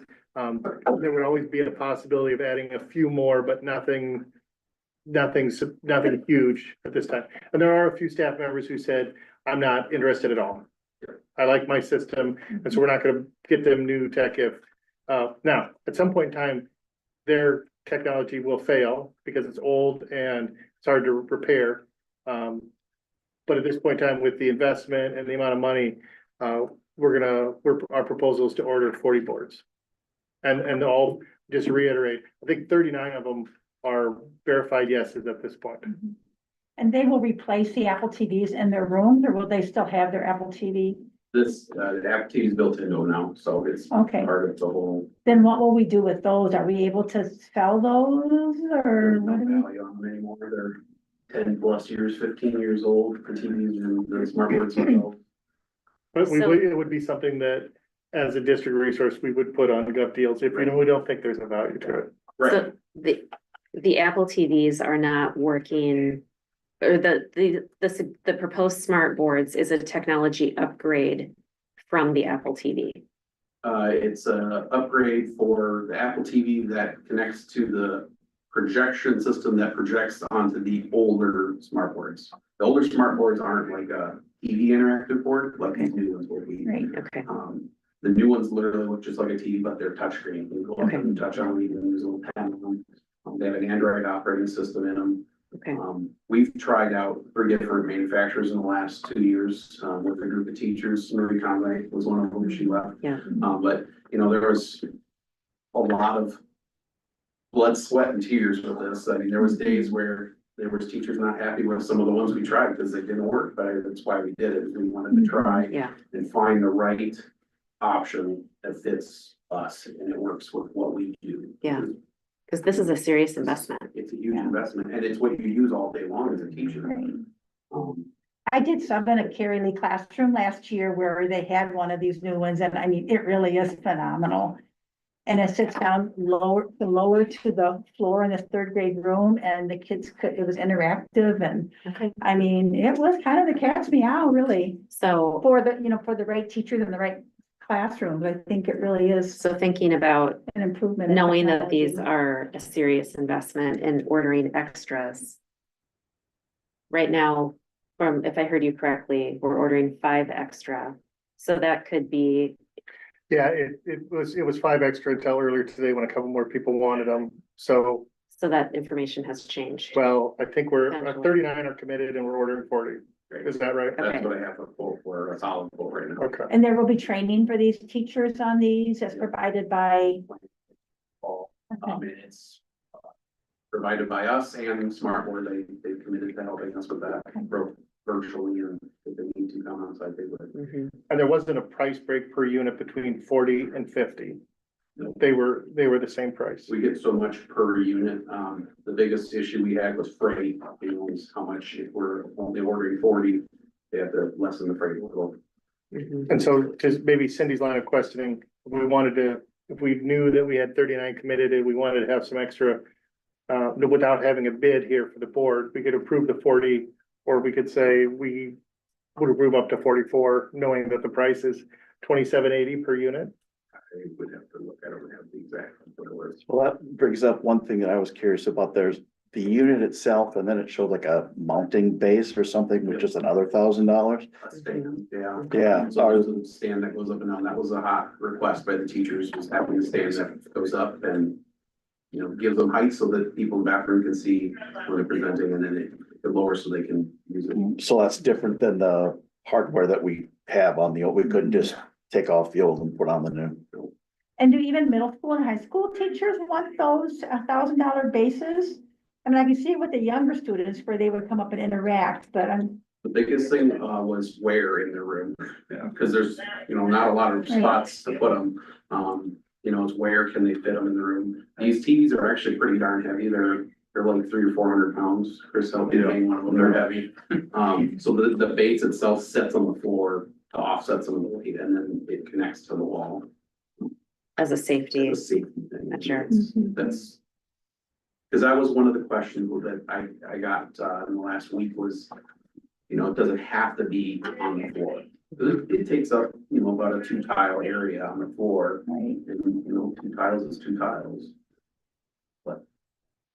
And is there any any annual fee with these? Is there any software that we have to pay for every year or? We currently pay Servicing for a smart subscription every year, and it's just the same smart software subscription we've currently had. I don't know what that is off the top of my head. But it's the same, that's the only software we have. Otherwise, what's on the board is on the board. The other nice part about these boards is they have, they call them expansion slots. They're basically an upgrade slot, so in 5 years, if we're like, man, these things are really slow and we need to upgrade them instead of gutting and replacing the TVs. They have an expansion slide, you can just slide it into a computer unit and still use the touch board part of it, which is Oh, kind of, that's a big thing they're doing now with those. They do offer a 7-year warranty on their hardware, which I think is awesome. That's They're the only, a lifetime yeah, technology equipment. the It's only amazing. competitor that did that. The Yeah. rest were all 1 year and the Yeah. support was not great. Yeah. So. The smart board software for the district was $8,761.50. That was for software? Yes. Subscriptions, they add up. Just reviewing back and forth between some numbers here. You want 10 or 11? Got 2 different numbers between an email and what's listed on this document. Looking at me. High school, correct? Good 9 plus the one for Marie would be 10. There was a request if it could be accommodated for our new special ed math teacher to have one if there was one available. So I'm not sure if that got in there. Doesn't look like it. I've been trying to figure out where the number 40 came from as well, so that's been part of my trying to do the math on how we got to 40, but 10 at the high school. Yeah, I have 11 at the high school, 6 at the middle school, 9 at Cary Lee, 13 at John Klein, and 1 extra to get to 40. Oh. 11 at DHS. 11 at The DHS. 11 at the high school would be maybe put that one into the. Yeah. Yeah. So this back has 10. It does, That's yeah. fine. I just wasn't sure if that was option or not. Yeah, and then you said 6 for the middle school, Tim, but the document says 3. and that changed this afternoon, so Okay. that. And so what I did was I took, from, at the time, we had 4 extra smart boards and we switched it. You know, we said, oh, if there's 6 people at the middle school, why don't we just move those 3 from extra to, make 3 go to 6 and Mhm. 4 down to 1. So, And this- do we need to improve, sorry, this just kind of reiterate there. Whether we need more time with this or not, we could always, you know, I'm sure next month we can come back with exact numbers. But we also know that we're probably gonna order at least, the number's gonna be at least 40. Another part of this that was hard, was the quoting process. I had this quoting process done a long time ago. But then they called and said that all of the quotes, because they have more companies than just the one quoting it. They all pulled out because tariffs. Yeah, There was only one that would give you a quote on the tariff. okay. The Smart themselves has committed to, they're gonna raise the price in the next month. They just don't know when and how much. Okay, Yeah. that's important to, are you gonna be able to order them before that happens? Group today. Okay. It's on us. All right. Yeah. Tim, can you walk me through the numbers again for the different schools? Sure. I have 11 at the high school. Okay. 6 at the middle school. Okay. 9 at Cary Lee. Yeah. 13 at John Klein. Yeah. And then 1 spare. So that's correct. So then this cost here is gonna be a different amount that you have on here, Well, that's for this total. yeah, Oh, I guess it is. that's a total for 40. Okay. That cost is correct. What changed was Yeah. distribution. Yeah, All right. that's where I was trying to figure out. The numbers in here didn't match 40, so what? Are we buying the right number that we? Did perhaps one end up in there? Are we shorting him for one or? Okay, thank you.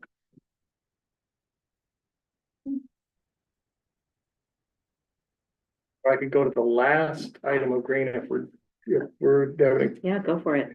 So again, the sidewalk repairs, which we put in because we thought they might be over 50, are not over 50.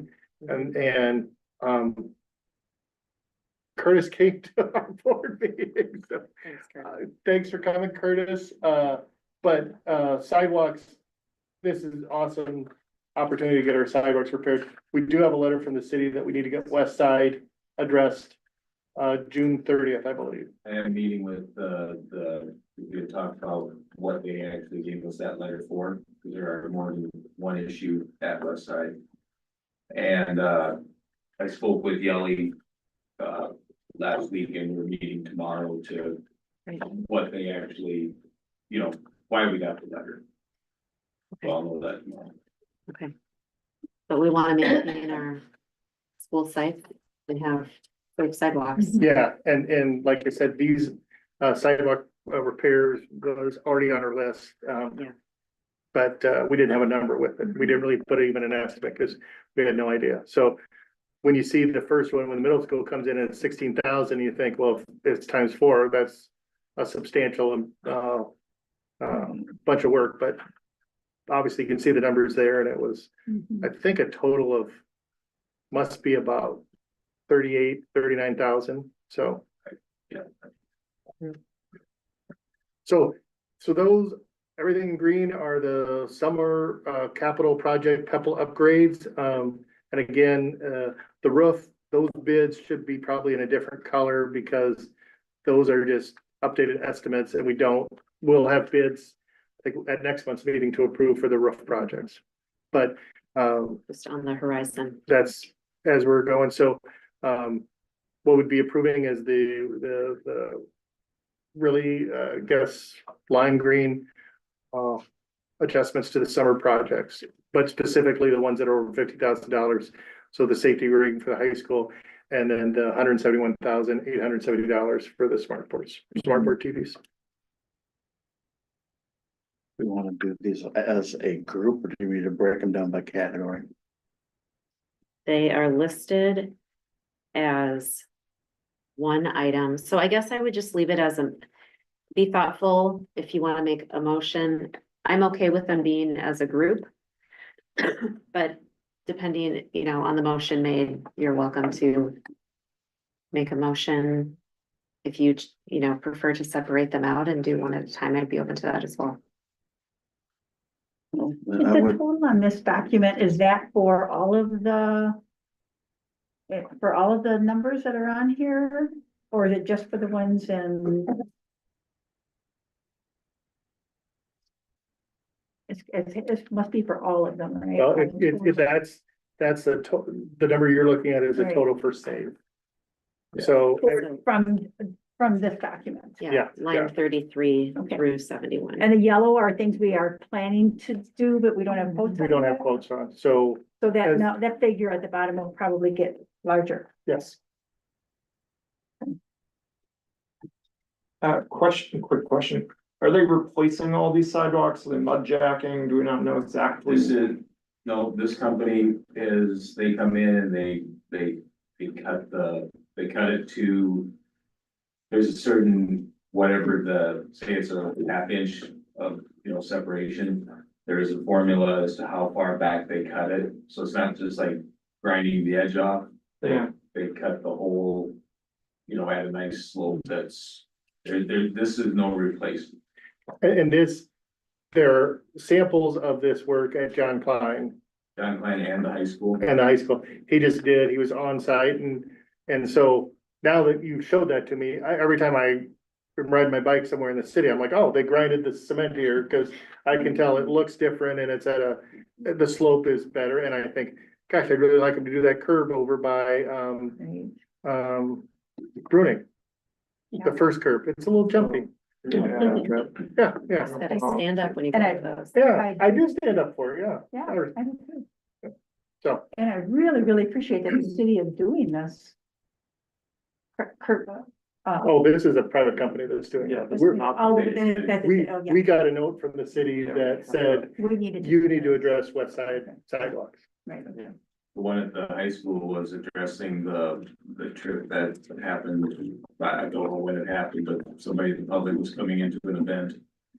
Tripped and fell in that spot and we took care of that.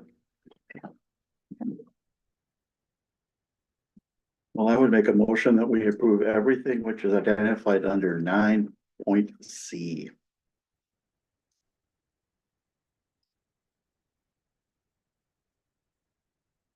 I'll second that.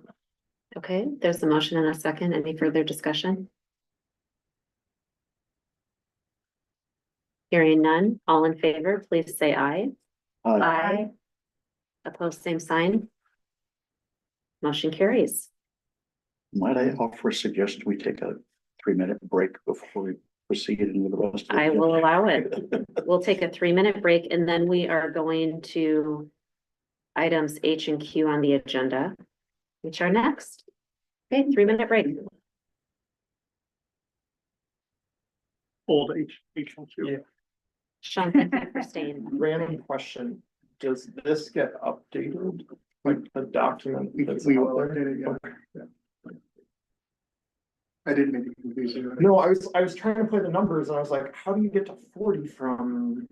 I kept adding them and I was like, well, maybe from here, and then I was like, no, because like you take the 3 and 4.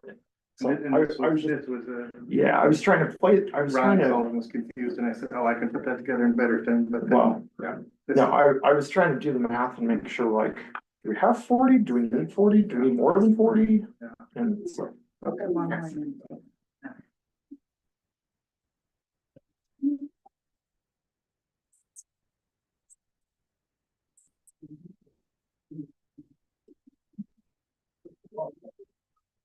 Oh. So,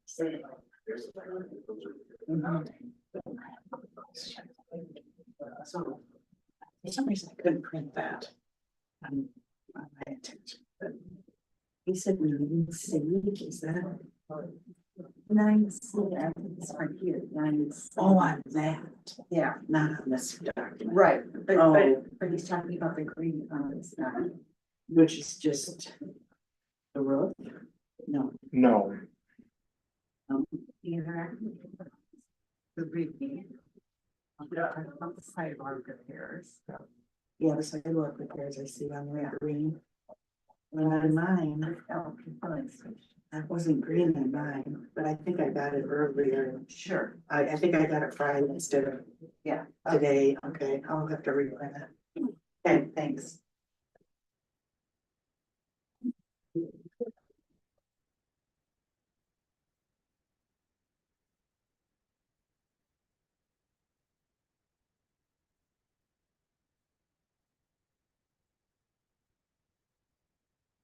Yeah.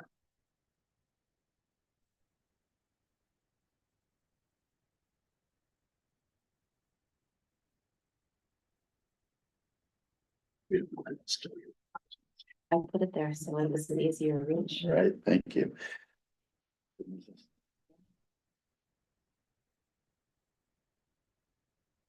you need another one, now would be time to hit the fridge. No, I'm gonna count on this getting me through.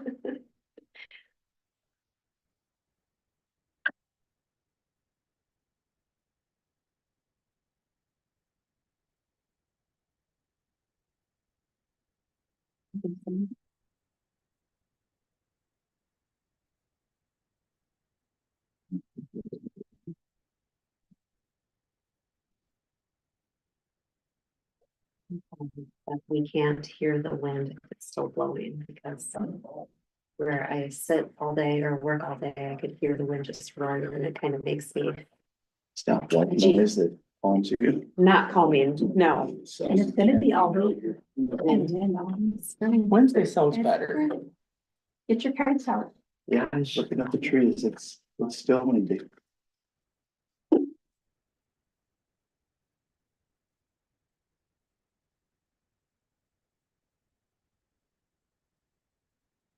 Did you all go when the unified basketball team came in, did got the right on the fire Max. truck when they came in? I missed it, but Max happened to be playing pickleball at the time and ran across the street to cheer on all the kids. And, I yeah, was eating in the front window at Oriana when they went by, so that's the way. yeah, that didn't make the presentation. The fire truck. I thought that'd be the last picture.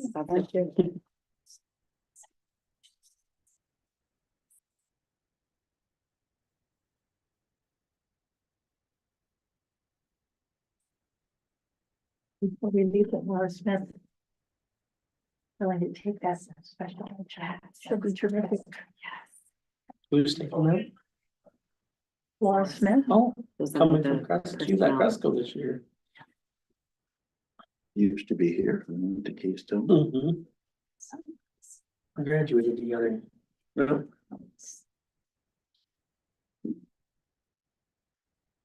got one more for the distance.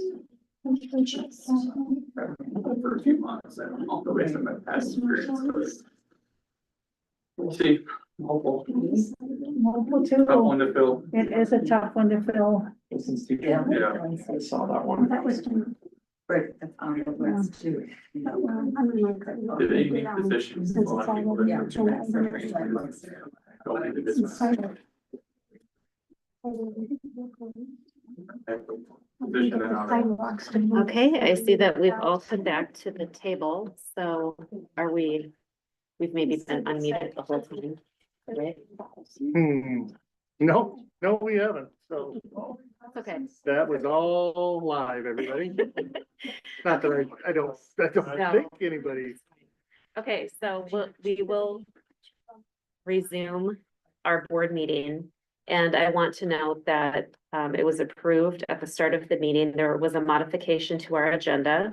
So next is item H, approving roof drawings. Or no, It excuse should me. be They moved it up, it's D now. Oh, it's already moved. Oh. Well, thank you. You're one step ahead of me. So next is item D, adoption of the resolution authorizing the issuance of not to exceed $15 million in general obligation school bonds and levying a tax for the payment thereof. And we have attachments from Allers and Cooney and pre-levy county auditor certificates. Tim, do you want to talk us through these? Sure, so the pre-levy, this is like part of the debt service, and, we haven't started the project, but we know we're gonna be obligated to pay for the project. So, we haven't issued the bonds. This is the first process for us to be able to issue the bonds. Travis wants to go out for the bonds this fall, kind of being a little selective with the timing on the market and hopefully getting the best rate. We have the ability to borrow up to $38 million for the school. Travis' suggestion was to put it in two parts, have a $15 million starter, and then the other 23 would come in the second borrowing. Recommending that for a couple reasons. When you borrow over $15,000, you have to have it all encumbered or spent within 3 years. Now, we assume the project would be done in 3 years, but I think he's done this enough to know that you always want to hedge your bet if you can. The other reasons are, I think he thinks, he knows what the rates are now. There's a possibility the rates would be more favorable later. He's also building the payment. So he's setting it up for whatever rate we get, because someone will come out and buy this loan. Then he's working with that to create what we pay our mortgage, our debt service. So it's also part of that back end of what's this gonna do to our tax rate and being strategic about that. And so we need this approval among other things now because we've got a budget we need to approve and we've got a dollar amount that we've put into the budget to start making the payments back in June of 26. So, but this is authorizing the school district to start borrowing money for the project. Is probably the shorter version. Yeah, I appreciate Travis's strategic approach Mm. to help us build this in a way that will work for us. Just thinking for the benefit of anybody who's watching, doesn't know what Travis is, can you? Oh, sure. Travis Squires is with Piper Joffrey, our fiduciary advisor.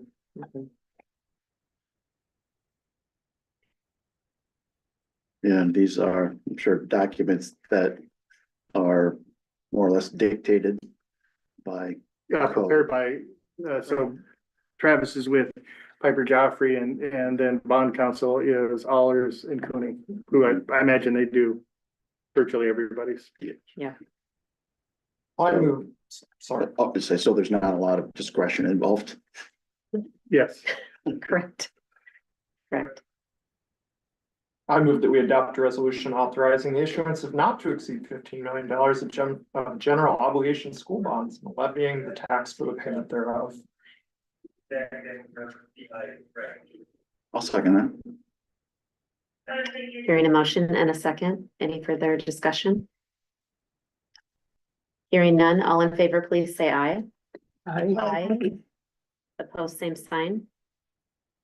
Motion carries. Okay, and next, item E is approval of the schematic design for the elementary school project. And I wanted to begin this item by giving a little bit of background. So at our March regular meeting, we had approved enhancing the gymnasium size from a 10,000 foot gym to a 13. I was on the phone with Tom today and he mentioned 14,000. But by enhancing the gym from a big gym to a big enough gym to host high school competitions, that passed with a 4-1 vote. After that board meeting, I had many questions from fellow board members. So I felt it was important and I scheduled a Friday work session that gave the board the opportunity to ask questions. And we had all of our teams. We had Bluestone, we had Myron, and we had Emergent Architects. And the purpose of that work session, it was a non-voting work session, but the purpose of that work session was to ask how will the physical education needs be met for our youngest learners? And then other questions came up around safety. And there was unfinished business at that meeting. There were many questions. And since then, Nick and Patty Spowert is joining us today. Hi, Patty. Thanks for waiting and being present with us tonight. Nick and Patty were present in Decorah schools for 2 days last week to meet with teachers and staff to talk specifically about their program areas. And these are our architects for the school. Yes, these are architects from Emergent Architecture. And Patty's with us tonight. There have been changes to the schematic design that Patty, I'm so glad you're here to help talk through. And there were many things that we talked about and asked about during our work session. We asked, is it possible to add a physical education space that is specific to young children? We asked, how is safety going to be addressed? And tonight, this is a voting item. And I would like us to talk and discuss and then vote if we are moving forward with this concept or if we are pausing to redesign and figure something else out. Okay, so Patty, I'll turn it over to you. I know that, as I mentioned at the start of the board meeting, when we were talking about the agenda, I do touch base with each individual board member before the board meeting. And one frequently asked question that I heard was, what did the teachers say? So can you give us a quick drive-by of your time spent in Decorah schools last week? Absolutely. Thank you for having me tonight. So our design development process is a 3-meeting process where we go through and we meet with the users of the building. We want to hear from them. How do they use their space? How many students are they teaching? What are some of the different unique activities that they're doing in this space? Because we really want to create a space that is cohesive for learning and is beneficial for their teaching style. Our whole goal with this is to improve the way they are able to teach now. I think everyone has kind of known that the way that teaching is happening has been changing throughout the years. And unfortunately, a lot of the older buildings are not adapting or allowing for the teachers to accommodate some of these different learning styles that they would want to. So that's really part of what our meeting is. And so we come to these meetings, we ask questions, we listen, and there's a lot of feedback that we've had from these meetings that we've even made a significant amount of changes to the plans just in better understanding how they use their space on a day-to-day basis. And can you give us some of the highlights of teacher feedback? Or maybe if you want to talk about that as you go through the updated schematic, maybe that would be better. Sure, absolutely. Would you like me to share my screen so we can look at the latest plan? Has it ready? She shares? Yeah, it'd be awesome if you could share, just because I'm gonna change you to the host, Okay, then you should be able to share. all right.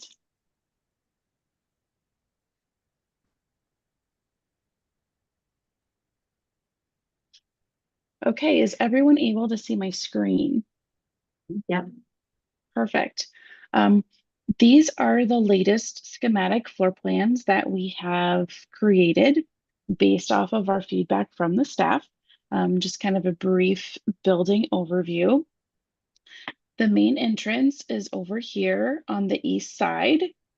This is the main parent. Yep. Could you just maybe zoom in on the bottom floor? Some of us Sure. are sitting on the other side Oh, of the room. absolutely. His eyes aren't as good as they used to be. Yeah, great. Is that better? That's much better. Thank you. Okay, wonderful, wonderful. The main entrance and parent drop-off is over on the northeast side of the school. As you come in through the vestibule, there's a secure entrance into the reception area, meaning that when school is in session, the doors can be locked down and force people to come and check into the reception before being released to the rest of the school. The main administration wing is right here on the northeast corner. So we went through, met with staff, determined different office needs, talked about conference rooms, small group rooms, talked about the proximity of where the nurse really needs to be. She needs to be accessible for the students, but also to the administration staff as well, in case there's ever issues that come up. Moving through, this is one of the changes that we had made after our meetings, is finding out that the guidance counselor really wanted to be next to the school therapist. I'm not quite sure what her title is, but that they work really collaboratively together. So trying to determine a way to get them close together that they can still support each other, yet have the individual spaces for the students as they need them. Moving through, then we have a large bank of restrooms here. Then a music classroom that can fit an entire class of an entire class of students, kind of sized for about 25 students there. Same with the art room as well, with some ancillary support spaces off of there as well. Concession stands off of the main commons. And then we have some interventionists kind of spread throughout the building. That was another change as we talked as well. The interventionists, we found out, really support all of the students K through 2. So it's good for them to have a nice central location throughout the building as the students are coming to them. So you can see there's a couple spaces interspersed here, along with some on the north side of the media center. Then developing this media center that really has this open feeling, lots of open glass that connects not only to the bluffs, but then also to the commons as well, kind of really creating an openness and invitingness to the building. Also an area over here where we can have the media stacks or the library collection as well. There's a back door, so that can be accessed by the first grade wing as well as they're coming through. First grade is aligned along the west side of the building with some additional small group intervention rooms throughout the space. This corridor shown here would actually have some locker banks pulled out here as well for the students to keep their backpacks, their coats, their snow pants and boots. And then there would be some intermittent furniture spread out for additional breakout spaces as needed. Moving to the south, there is the first exploratory room. So that's really a flexible classroom that can be utilized by multiple teachers. That's probably where the tag teacher will have her classes. Thoughts of maybe some other specials that come into the area can go and use this as well, along with the teachers for the grades as well. Let's say they're wanting to do a science experiment that's, maybe a little bit messy that they wouldn't want to do in their own room. This room essentially can be scheduled out and used throughout the day for multiple different purposes. Moving on, we have a teacher PLC. So this will be used for PLC. It'll be a break room. It'll be a workroom for them as well. So each wing will have their own access to their own copier and printer as they need to. So they're not needing to run back to the main office all the time. Each wing also has a small intervention and reset room. Again, we hope we never need to use those, but make sure that the opportunity is there if it's needed. Then moving to the south further, there's a stairwell that will take you up to the second floor. And this side on the southwest as well is where the bus drop-off would be. And so students would be allowed to either enter the building and go through the corridor and get in that way as well. Then moving on, we have a kitchen and serving wing with the dish return, some staff areas, storage, large open area for receiving, also showing the utility entrance at this wing as well. Moving on, we have the large gymnasium, can seat about 12 to 1,300 people currently as it is shown, and locker rooms off of this space as well. So 4 locker rooms that can accommodate, boys and girls basketball, girls volleyball. It can also support the boys and girls tennis that's happening elsewhere on the site. Moving along, we have some storage and training rooms and also a small office. Then as we get to the east side of the building, this is where we have our early education wing. And this is also where some of the changes came from our spaces that I think is really going to be beneficial for the school and how the building acts as a whole. So we have 5 kindergarten classrooms along the south wing with the TK off to the end. Each wing has a shared locker bank with a dedicated restroom to each classroom to better support the littles that are there. There's also a small group room off of the hallway that can be utilized for intervention or AEA, any other specials that might come to the classrooms as well. On the other side, we have 2 preschool classrooms with similar locker and toilet setup. And then there's also a diapering area for them as well, since they're still working on potty training with some of our youngest learners. The early childhood Viking room is really a mobility room where students can go and explore different ways of moving and really help to self-regulate themselves as well. Next to that is a Zen room that can be utilized by both the level 2-3 and the early childhood wing, just kind of a calming effect as needed for the spaces. Level 2-3 space is for the special learners that we have in the district. And we really talked with them on some of the different needs that they have as well. So we're including not only a toilet room, but also a large changing station and making sure that they have room for all of the equipment that they need to successfully work with these students, as I'm sure you guys are aware from the presentation that was given earlier tonight. Moving along, this is the PLC for the early childhood wing. And then due to some relocating of some of the areas such as the guidance, maybe some of the interventionists as well, we were able to create a 2,500 square foot multi-purpose room. And the space for this is really to allow a space for our youngest learners to go and explore and possibly use this for physical education spaces, really to be a flexible space throughout. Obviously, the gym would still be allowed to be utilized as well, but kind of creating this smaller size space that can really be flexible depending on what's being taught and going through at the moment. Is there any questions over first floor before we move on to second floor?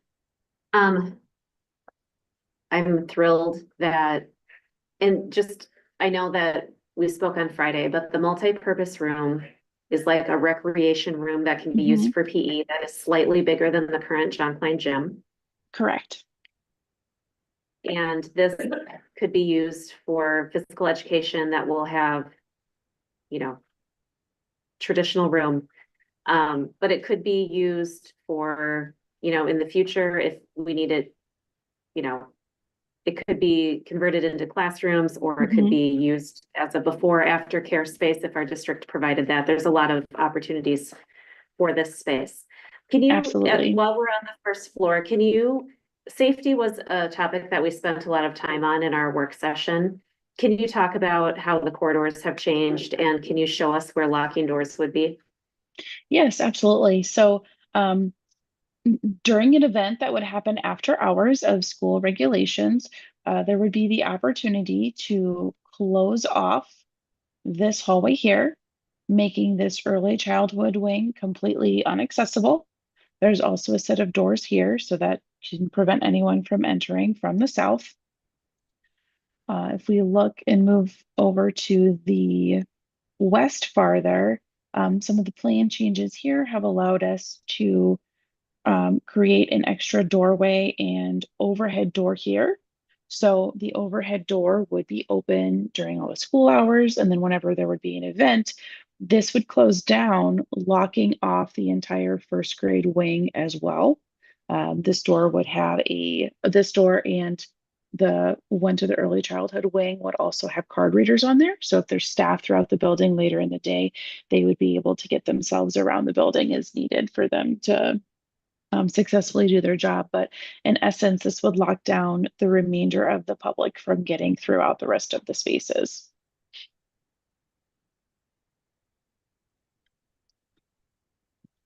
Great, thank you. Any questions for Patty while we're on the first floor? Can you talk a little bit about the flow of traffic of students as they walk from their classrooms and going to their specials, which would be in the library and the art and music? Or do they always have to go through the commons, or will there be other routes? Is there another route that I can't see on here because it's you know, because it's small? Or is that basically they will always go through the commons to get there?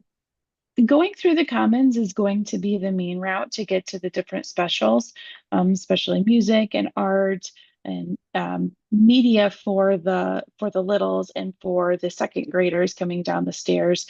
The first graders do have the opportunity to come through a back door for the media stacks. But for the most part, the commons is meant to be that central hub where the students are congregating and gathering through.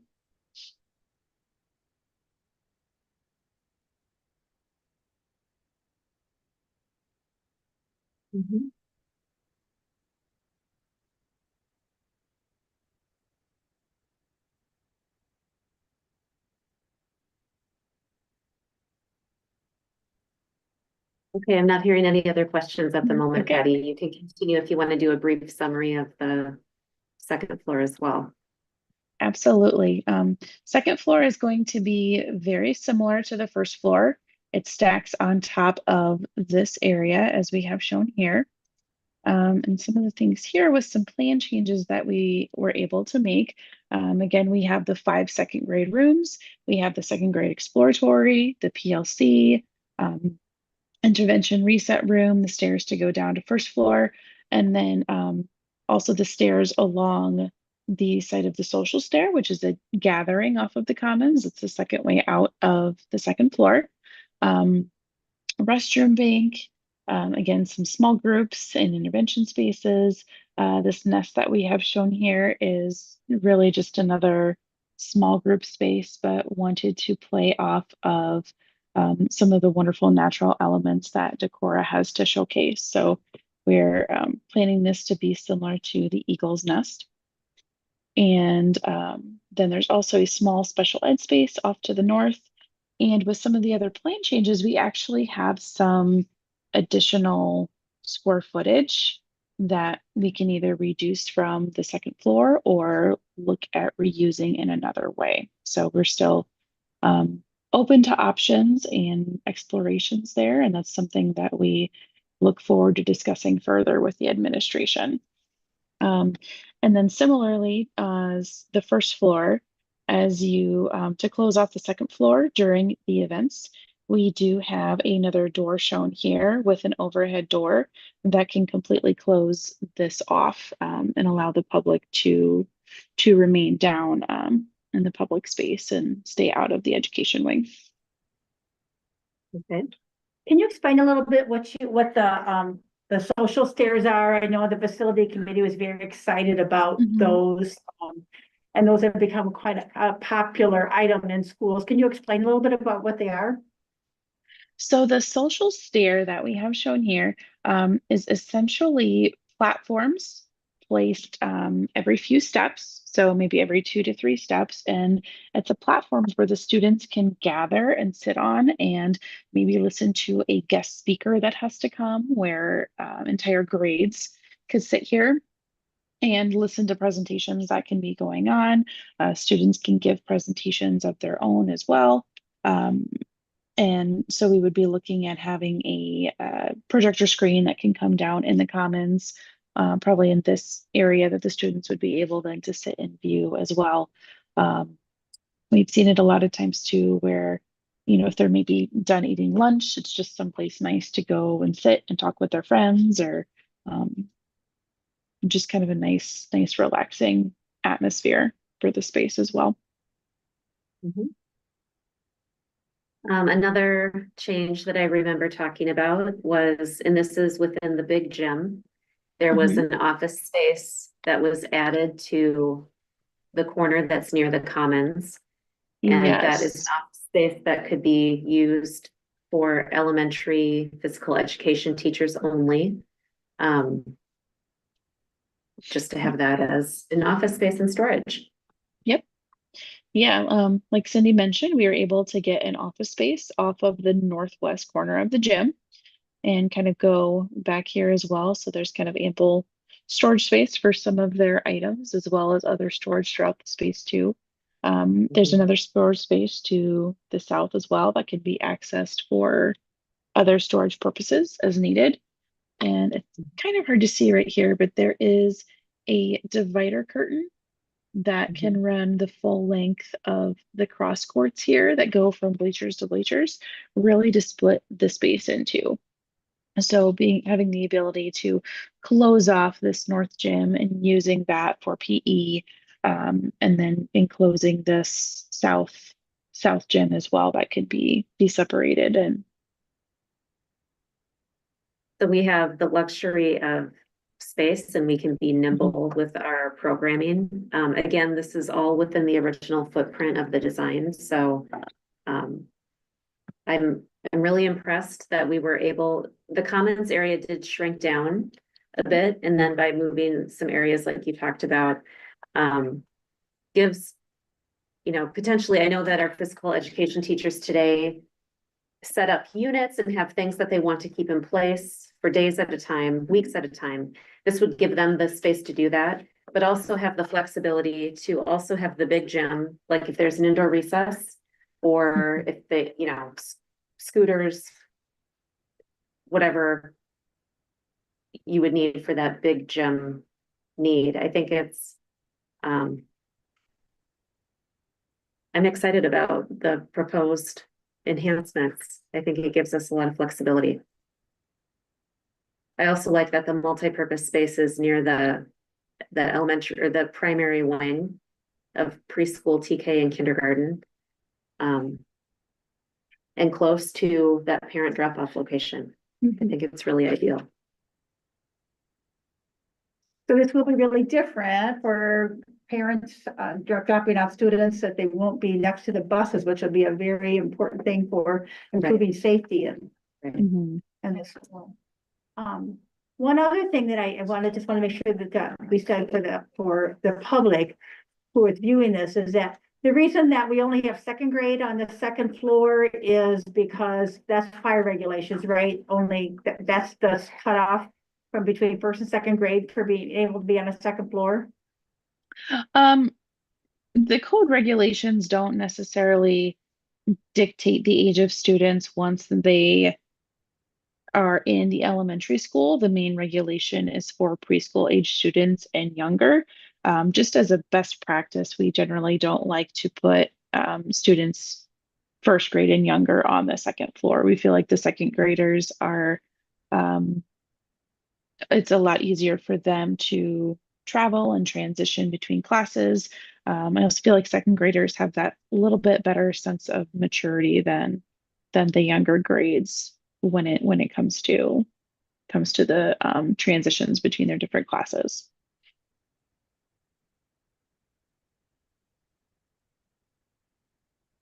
About list here, we can talk through one by one. So I'm a car drop off person in the morning. My first grader gets out of the car in the drop off line. How do they then get to the west side of the building where the outdoor space is for him? Does he travel through the entire building to get there, or is there an external route that will be available? If I switch over to the site plan here, this is still in development. We're still in the working process of it as well, since we're, working on design development. If we're looking at the west side of the site, and this is where the parents would come in and drop off. So they would come in, loop around, and then this entire area could be used for stacking space as parents come in and drop their students off. Over to the east here, you can see the playground areas for the younger students. And then over on the west side is where we have the playground space for the a little bit older students. And there is a walking path that would connect all the way along here and connect them to this western playground as well.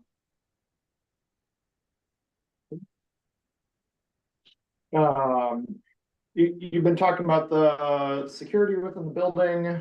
Is this an electronic locking system? So my building has an electronic locking system so that you don't have to have somebody physically present to lock the doors. It's automatically timed. Right.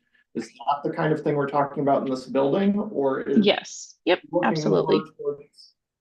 Okay, so I assume it would be similar to like when you come in here, we have key cards and it's open, like Sean programs it, but if there would be like, and I think the secretaries can now too, change the hours of the building, like if it's an early dismissal due to weather, and it's like, oh, we should have these doors locked and get home, we can do that, or open them up, so, yeah. Yeah, so part of my follow-up question, that would be, we're talking about the second floor with of these stairs, some kind of garage door effect is what I'm understanding so far. Yep. How does that function? Is that solely manually controlled? Is that also automated? Can it be on the same system? How does that function as well? I would need to double check on that with our engineers, but I believe that that door could be on a similar system as well, that it could be automated. Is there a reason not to just have traditional doors? The nice thing about the larger opening is that it allows students to pass more freely throughout it. The traditional doors just kind of limit the opening width to be a smaller space.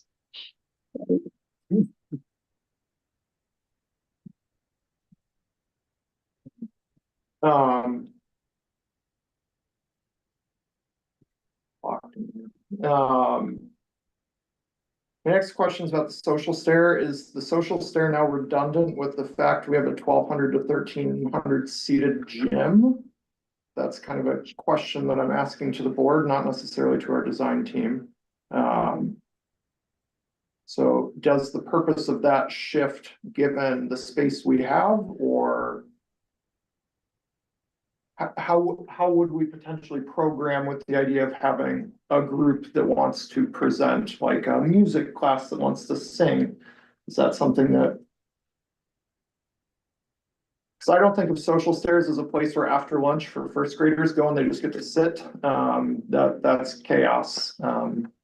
I think, But how do we utilize that effectively if that's what our intended purpose is, with the concept of we have this massive gym, we can put all of them there to do the same. I think the social stair has a lot of different program needs that could happen hypothetically. I also think that visually it helps it feel like a standout project. And knowing that with a large gym, there would be people outside of our elementary network coming into events. They would walk in and see just this, in my opinion, state-of-the-art school. And I think also, I think about all the events that Shanna Putnam Dibble. I mean, I saw her post on Facebook last week. There was an ice cream social and she thought 100 people would come and 450 people came, of course. So I'm imagining a Shanna Putnam Dibble event in this main commons area, and how, I imagine her standing on top or midway up the social stair to have a presence and talking to a group. In the gym with the gym floor. Yeah. And I'm thinking of like one class, I'm just gonna take. Yeah. then you could keep them contained in a smaller area. Kids love sitting on stairs. Patty, what's the capacity on the social stairs? Oh, I have not ran the capacity there, but it can probably fit around 150 to 200 students. And I think during the planning, we talked a little bit about the social stair just having a little bit more open concept than like at our middle school, where it's a little more, the upper floors are a little more secluded. And would allow for the natural light to filter through the building. Makes the two levels feel more integrated.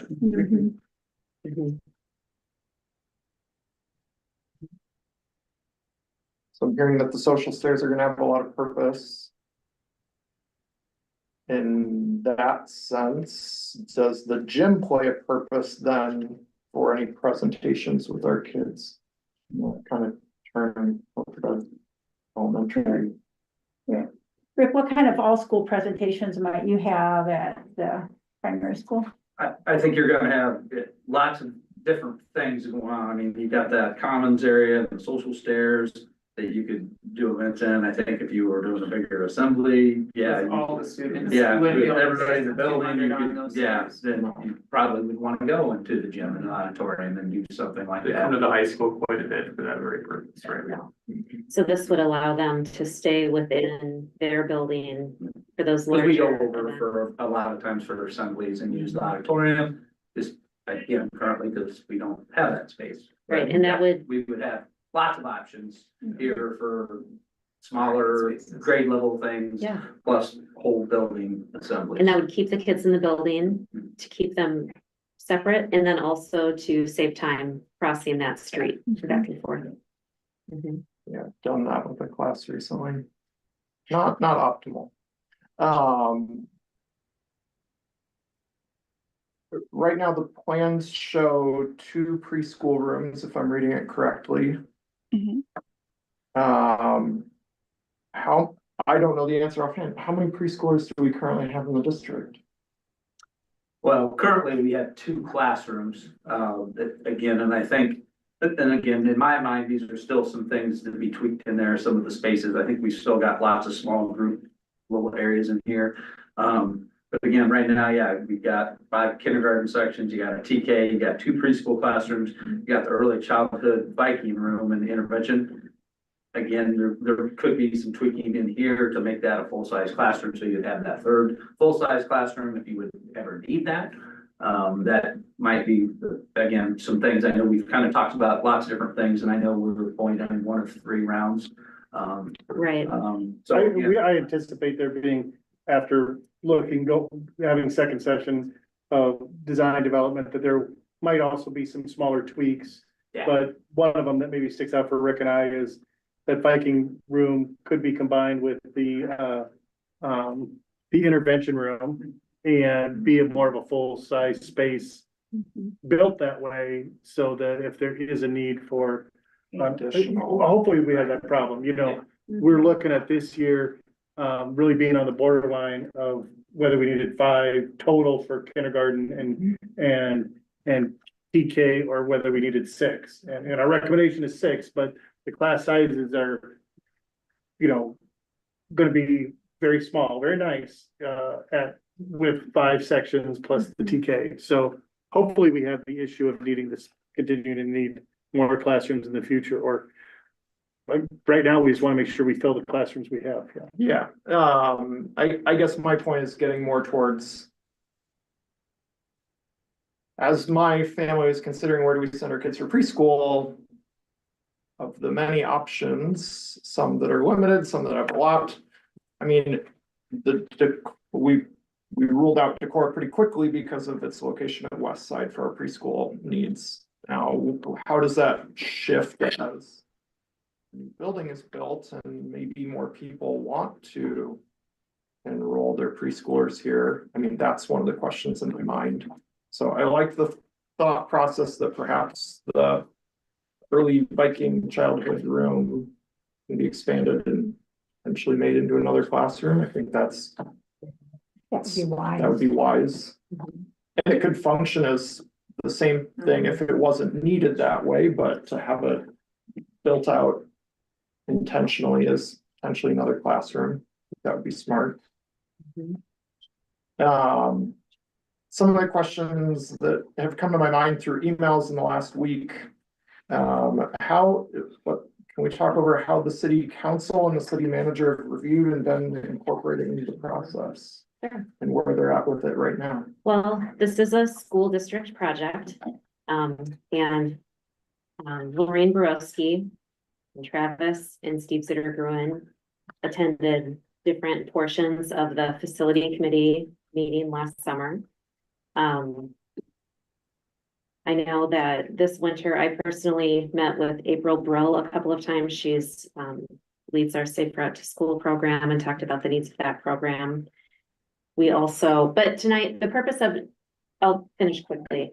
Tim and I also met with Travis and Mike O'Gara to talk about the storm sewer, the retaining wall, the Hively project, and we'll continue to stay in touch with them. However, the purpose of tonight is not to approve the site plan, because as Patty said, that is still in development. I know there's an image here included for reference of where the building sits on the property.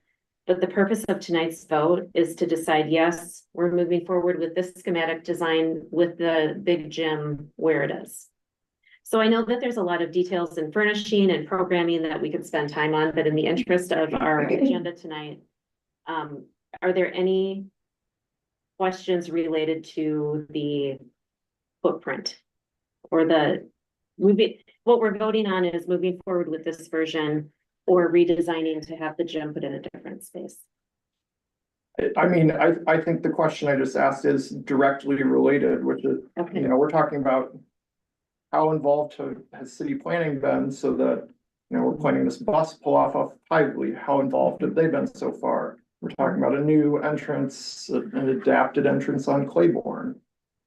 So I think my question is related. It's not directly about the schematic of the building, but it is about the schematic of the building, because if that doesn't function, then have we just approved something that we're gonna have to redesign because they're saying, no, you can't build this bus pull off? Or I'm remembering that we did talk about those different entry standpoints.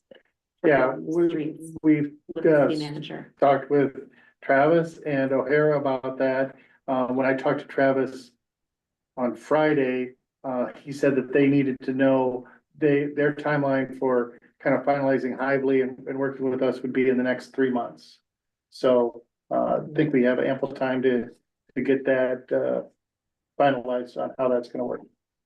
And as I mentioned to you on the phone, our planning meetings have not gone into detail on the site.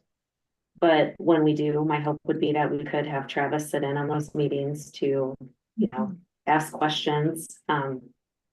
We just that hasn't been on our agenda yet. Well, I think the concerns that were expressed by the council related primarily to the fact that there was a drawing that came out that had a parking lot in the far southwest corner, which Patty, can you pull up the whole site layout that's still in, yeah, that one. Yeah. So the circles are playground space, but next to that, where the little triangle was, there was blacktop parking lot. And so. And that's something throughout the process, that there was concern expressed about keeping some green space there. Yeah. I think really maybe the primary thing was a lot of people expressed they didn't want to stand up by Oneida Co-op and look down and see a parking lot. And I concur, I think keeping that space open will be a benefit to us as well as to the city. And I know that there's big circles there that show playground area, but to me that is, there's a lot of green space and recreation space as part of this project. And we all know that children of all ages will use school playgrounds during off hours. So there's the green space portion on this end of the project, and then again, on the east side of the project between the early childhood wing and the tennis courts.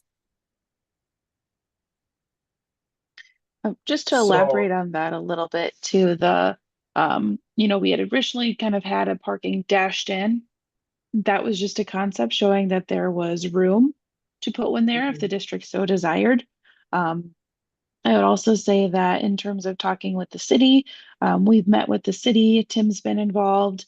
We've also had our civil engineers and our landscape architect as well sitting and having discussions with them, especially as it pertains to relocating the storm sewer, also talking about the sanitary sewer that runs along the south side of the site, and kind of trying for this to be a collaborative process as the city's working on their Hively project as well.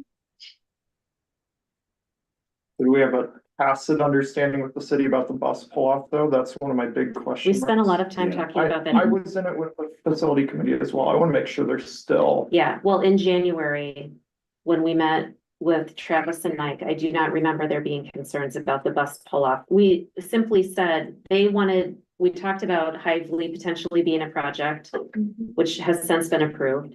And they just encouraged us, they want to work together to make sure that both projects will work. And in concern to that bus pull-off, we also talked about like a lit crosswalk, or we talked about pedestrian traffic accessing there too. So I think we did have a conversation about vehicle traffic, bus traffic, and pedestrian traffic, hopefully. And certainly every iteration of these plans for many years has always included a bus drop off there. It's just a question of how it was laid out. So right. One concern that was expressed once upon a time along the line was perhaps not allowing buses to turn left coming out. Like assuming you would go in on the right side and come around and not have a left turn for buses because of slow down traffic. So And the turning radius too, Yeah. depending on how wide the road is gonna be. So I think my final questions get around to the question of money, which is important in considering this building and the way we're looking at building it. So I have some questions. I've been asking them for about a month and I'm hoping we can get a better answer, but how much right now does it look like the budget? We know how much we're bonded for, we've got PEPAL, we've got SAVE, but what's the cost look like right now for the school? What does the cost look like for the gym? And I've raised, so I'll say it out loud, I've raised the question, can the gym be in a different portion, a different place? And I raised a couple options, but could it be in a different place? What does that cost? Could it be next to the tennis courts? And so the crossover between using tennis players using these locker rooms becomes more feasible than walking 250 yards. Because if I was a high school tennis player, I'd probably just get in my car. But if a locker room was right there, I might use it. So I'm curious what costs might look like for potential other options as well. Patty, I did have a phone conversation with Tom this afternoon, but he informed me that he spoke to you as well. Would you like to talk through those different, I know that he shared with me the cost of the originally designed elementary gym that was 10,000 square feet and versus the bigger enhancement gym. And he didn't have clear numbers of building a gym in a separate place other than it would be much, much more. And I also know that the Myron team is working hard to present a final estimate. So, but I've talked with board members for weeks. So Patty, I'll let you go ahead and I'll turn it over to you. I would say just from briefly talking with Tom today, from the original 10,000 square foot gym that we had budgeted, just growing that to the competition facility with the other ancillary spaces, Myron was estimating that would be around another $3 million. But that is also to say that it's able to share a lot of common spaces with the rest of the building as well. If the gym were to become a standalone facility, that would need to have the gym, the locker rooms, you need to have the additional restrooms, vestibule. You probably need a quite sizable commons or lobby space for the people to spill out of there as well. That was going to be a quite sizable project if this does become a standalone facility. What if it's not a standalone facility, but the gym and the commons area shift to being on the east side of the building with the current east side shifting over so that the gym is on the far side, the classrooms, the educational facilities are in the middle, the commons area in between the gym and then all of that. I mean, that's still a single space. Has that been considered or looked at from a cost perspective? So we've looked at that as well. Some of the challenges with that become essentially you need to have two common spaces because this is acting as a central hub close to the kitchen to try to get students through as well. If you move the classrooms on this east side over to the center, then we just created an entire wing of internal classrooms, which the existing John Klein has a lot of internal classrooms, no natural light to the outside. So it's really something that we're trying to avoid. Right. Knowing that you're architects, I'm sure you could find a way so that these aren't all internal classrooms though, because I don't think that's I don't think that's something that is forced upon by saying, could we move this gym essentially on the diagram to the right? And what cost would that be to segregate? That's not the right word I want to use, but what would the cost look like to do that? And I'm curious about that. I asked that, I've asked it for about a month. I'm just curious what those numbers look like, because I think that's another consideration. And when we're approving a site plan, to not have an alternate to say, this idea has been out there, how much would it cost? Or, well, I think that's important to be able to say, okay, this is going to cost X more, to still be part of the exact same hypothetical schematic, but with reconfiguration in mind. Cindy, I know when I talked with Tom earlier today, I was kind of going through the different scenarios with him of what we were really looking for with pricing, but I'm not sure what he was able to estimate before this meeting happened. Well, I'm happy to share. So we don't officially have a price on this version yet, because that estimation is happening right now. And in order for them to do an accurate estimate, we needed to have a plan for them, or a version of the plan, a schematic, to do an estimate.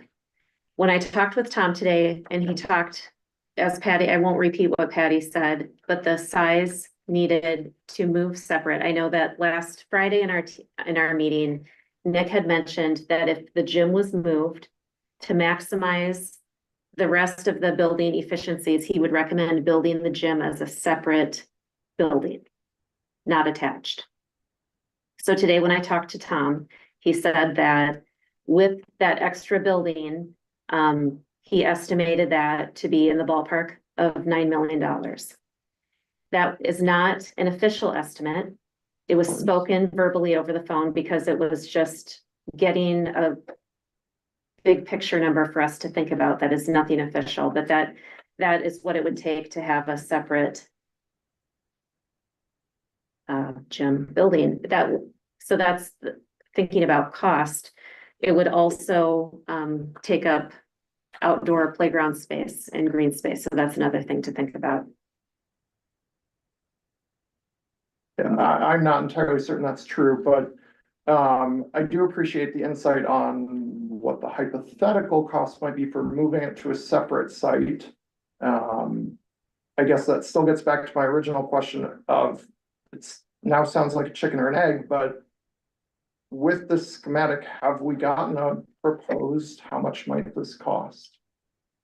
We do have a budget meeting set for Wednesday, right? Wednesday, yeah. We'll have more information, right? And so the budget meeting with Myron is go over with this drawing, what $38 million will do, with the idea that the gym upgrade was $3 million additional to that. So we go into that meeting, Patty, we're in the ballpark of $38 million to build the elementary school. It's not all of a sudden a $48 million school or a $28 million school.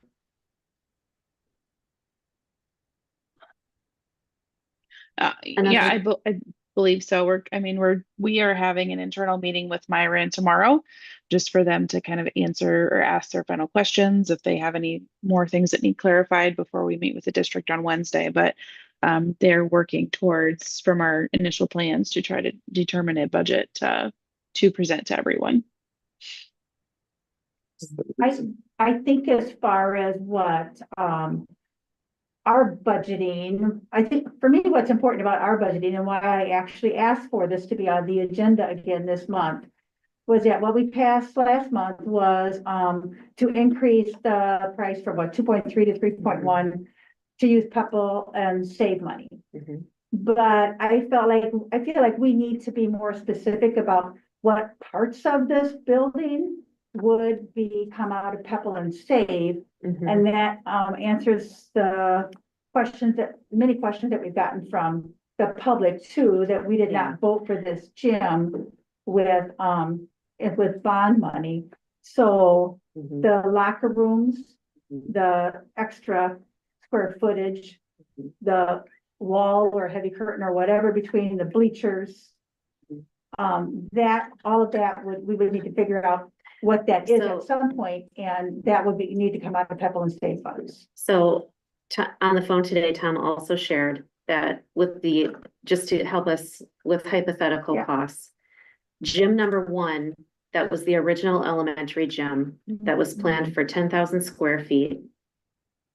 That had 22,000 square feet of extra space, meaning all the locker rooms, the commons, the everything. That was estimated at 4.1 million. That was part of the original bond scope of the project. The enhancement that we passed in March is a 14,500 square foot gym with 6,000 feet of extra space at an estimated cost of 7.1 million. So that can help quantify what was originally in the school bond and that what that $3 million enhancement provided. And this competition gym is not taking money away from the elementary school project or the elementary school bond. So we're looking at around $3 million of couple and save money. What do we have in couple and save? I mean, and will this be coming out periodically, like some next year, some the year after, or how does that work? In talking to Travis, we would pay it at the end of the project. The end of the project. Right now, I thought our couple save carryover, we anticipated being $5 million. It's on that document. And depending on how much we fill in with those cells that you pointed out earlier. Yeah, because that was 1.2 million in that document that we were looking at. Yeah. For our projects. So, when don't we have a bond issue falling off very shortly? This is the last debt service payment this year. Yeah.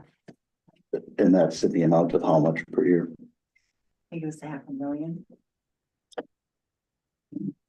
So the anticipated carryover for Pepple is 2.2 million. And this is all in that carryover document, or the capital summer projects. Okay. Anticipated carryover for save is 3.2 million. So 2.2 and 3.2, so you're at 5.4 with our current anticipated expenditures out of those. And then the anticipated revenue for next year, we were looking at having the Pepple carryover for 20, I guess it would be 26, 27 at the end of next year, 2.8 million for Pepple. So that would go up about 600,000.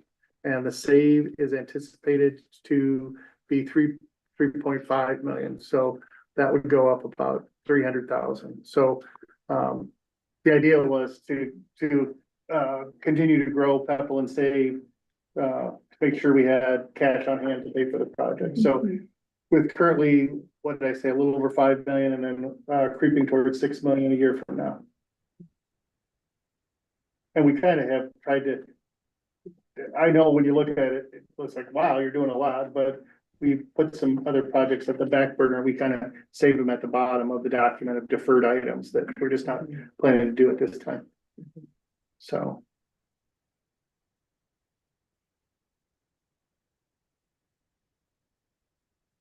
I think the one thing when I look at the plan, as it sits, the gym's up next to our first and second grade level. So like, I'm kind of envisioning high roof gym matching up with our 2-story classrooms, you know, higher commons area, and then dropping down to a lower roof line above our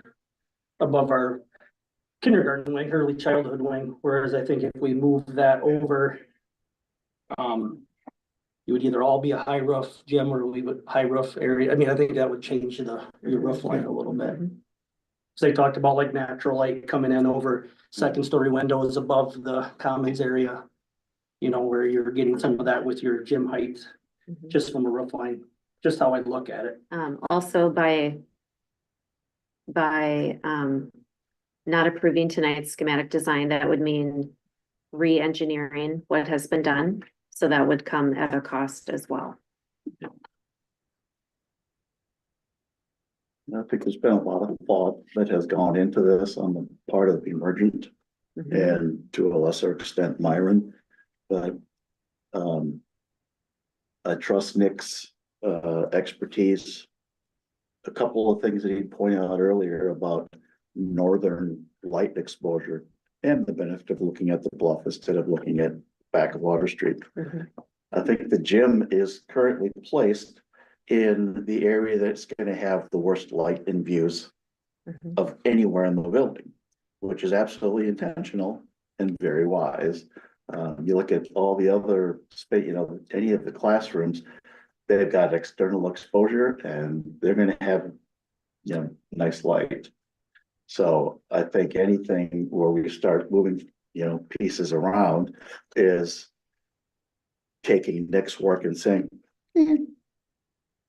That's not what I'm saying at all, Ron. I'm asking a question about That's what what does I'm saying. feasibility look like to look at an alternative, not to necessarily say that this is terrible, throw this out, but what are alternatives? That's the question I'm asking. I'm saying, I believe that there are no alternatives that are better than this, which is why I'm going to support this concept.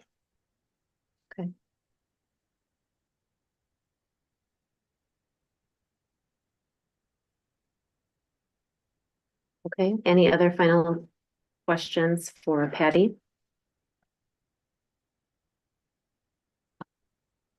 Or additional questions? I don't have any more for Patty. Okay.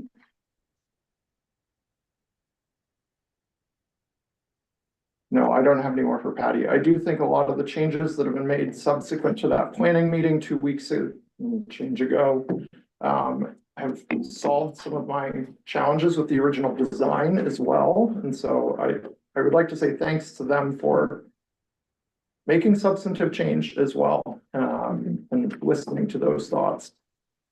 Yeah, I second that, Patty. You and Nick did an incredible job of hearing the board and hearing teachers. And I can't think of one thing that you left out. So thank you for being so good at listening and detail oriented. Thank you, everyone. Thank you, Patty. And thanks for your time tonight, Patty. Yep, thank you.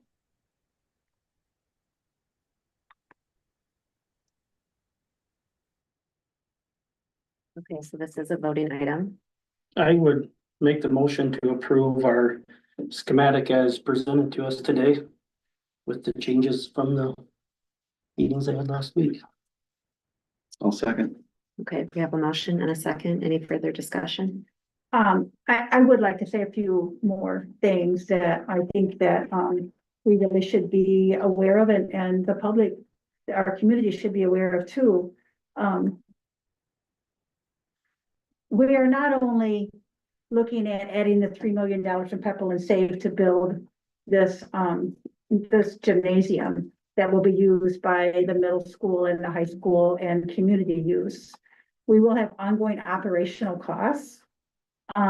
We'll be heating and air conditioning this whole building 365 days of the year.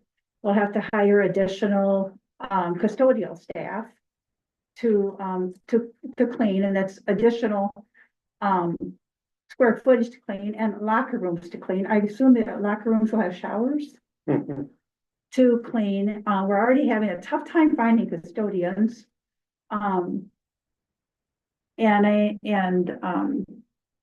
So that's an ongoing cost that we will have for every year going forward, 50 years or however far into the future that this building is,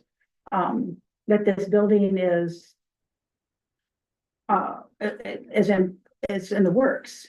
So I do think that we really need to be looking at that as a district at the same time that we have declining enrollment. And at the same time that we are looking at budget cuts. This year, we had a number of teachers who retired, and that is not going to happen every year. We are able to not have cuts in staff because of attrition in those positions. And I do think that we are at a time period, our SSA from the state is only 2% this year. I think we're looking at a new era in public education where, though we want to be wonderful community members and provide at at very little cost to our community, yet another place for people a gym for people to use. I'm just not sure we can afford it anymore.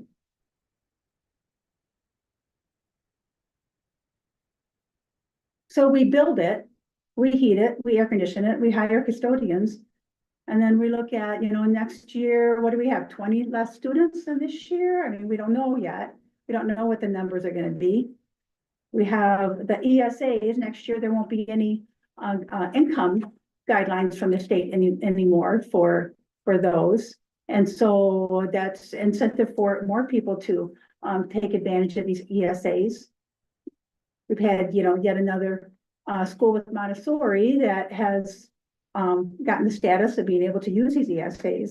I mean, we're looking at tough times in public schools. And I think that that reality check is really important for us. We don't just have blank checks. Yeah. And I guess I'd like to discuss that at this time before we have the vote to pass this. Where's the money? Where's the additional money going to come out of our budget to heat and cool this and clean this facility? I can't disagree that there has never been a more complicated time for public schools. I absolutely agree with you. We were in an inspiring meeting, learning about energy efficiencies that, I think with the new construction, I'm not as afraid of heating and cooling costs or electric costs with new construction and modern technology to be as safe as can be, or as efficient as possible. You're right. With an enhanced space, it is going to take extra capacity. I'm also optimistic about revenue that can come in through events that are hosted there. I'm optimistic about people who will want to enroll with a brand new school. But the purpose of this item we already voted to include the big gym. So we're not voting to yes or no on the big gym. We voted, that has passed. Tonight's item is to approve the schematic design, yes or no. And I think that you bring up a good point, but I'm not sure that it's relevant to go into in detail for tonight's vote. And when I look at a whole lot of agenda left, and we've already been here for 3 hours. This is a really important agenda item, though. I think that putting information out for all of us to consider, and I'd say especially for the public to consider. I mean, I got many emails and comments that, the community needs yet another space, and I'm just not sure that we can continue to offer these spaces and clean them and for basically. Well, and maybe, that could be a topic of discussion of charging use of shared use of the space to find creative ways to bring in revenue to help support operations. We had talked, many meetings ago, half year or more about facility usage and that side of things. I think that's going to be very important to bring back to the forefront as we potentially have a much larger and potentially useful space. And having those guidelines, so I think it's going to be very important to say, here are the timeframes that this building's available, because it's winter, it is in use all the time. Spring, it's not, so maybe there's more alternatives. I mean, I think there's options there, but we're gonna have to set some very clear budget constraints. And so how much does it cost to use the facility? How much does it cost for custodial usage? How much does it cost per hour? And when is it available? And I think those things we can ask those questions down the line. I'm not sure they're necessary tonight, but that's going to be very important for the new facility as a whole. And I think for our school district as a whole too. So I'll just note that tangentially to Carol's point.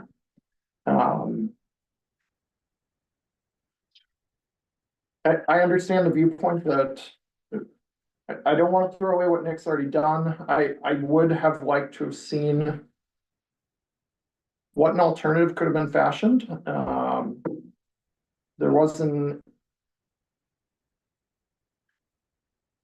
I don't want to say a scissors and paper version that I saw that, you know, moved some things around that I thought, hey, this doesn't look bad.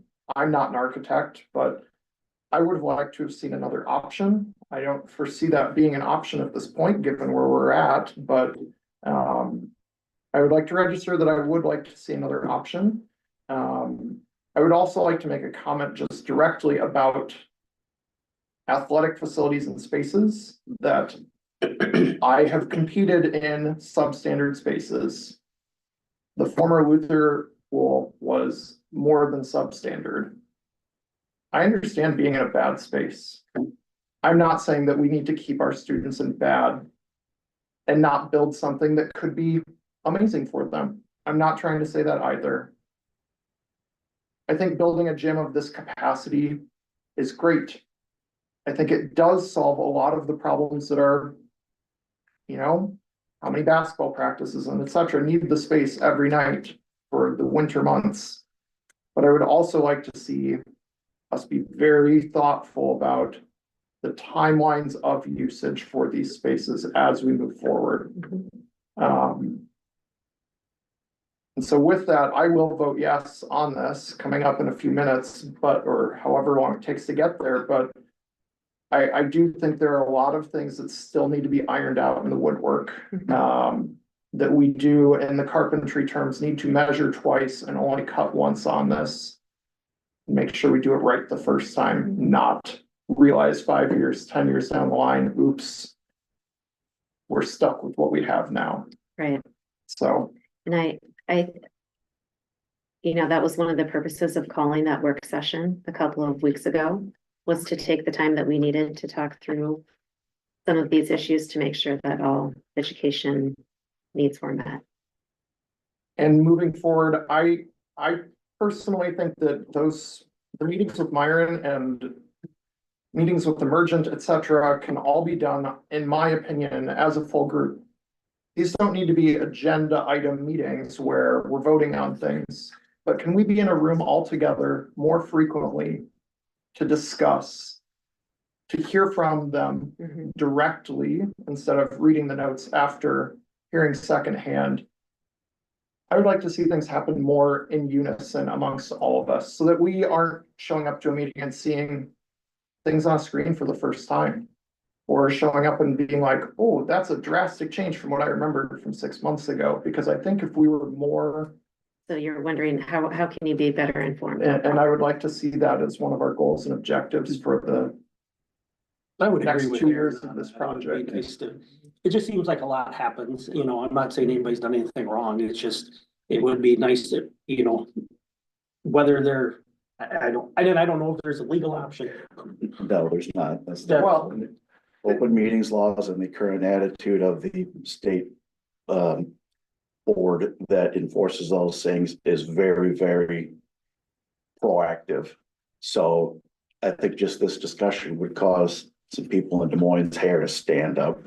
And there's been different schools that have gotten hammered in the last 6 months for doing things that, well, perhaps were dumb, but right, but open meeting laws, the laws surrounding that just state that we need to publish when we're meeting and make it available to the public. And I think we can do all those things at the same time. Yeah, I also want to, I know that we are on, it feels like so far into the future to have kids walk in this building. It's 2 years away. But we have a lot of work to do in order to be ready for fall bids. And while I will ask those questions, Aaron, and I'll work with Tim to think creatively about how we can better keep everyone up to date, but also stay on track for the deliverables on our project schedule. Yeah.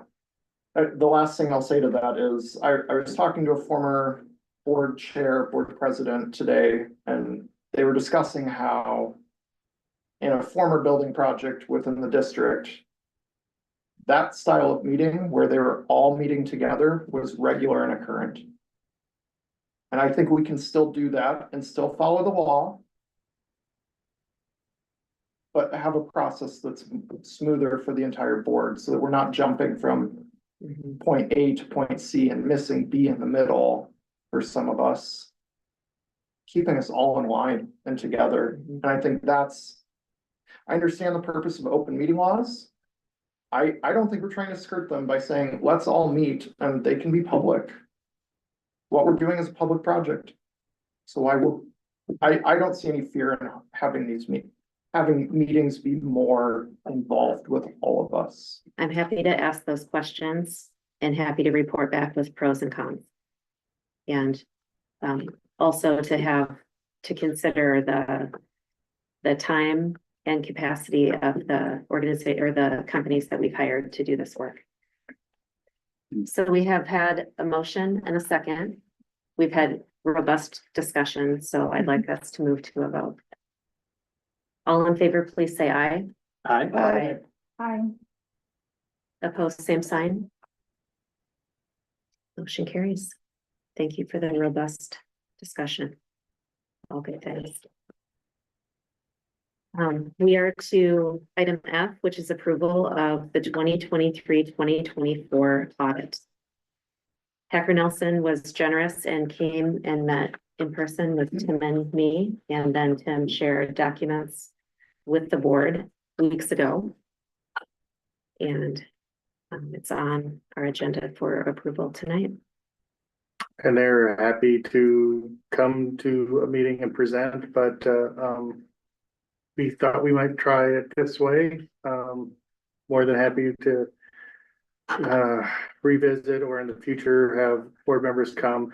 They probably, rather than going through the 75 pages, I think I told all the board members, I usually just go to the back, but they kind of outlined the significant auditing matters in their letter as well.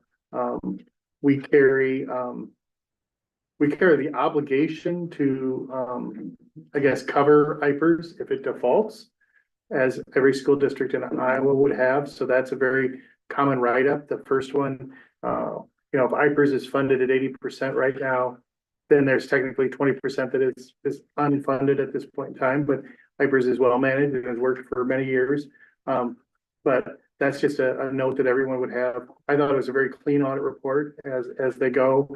There's segregation of duties that was also addressed, but in a district our size, sometimes it's difficult to have multiple people do that kind of stuff.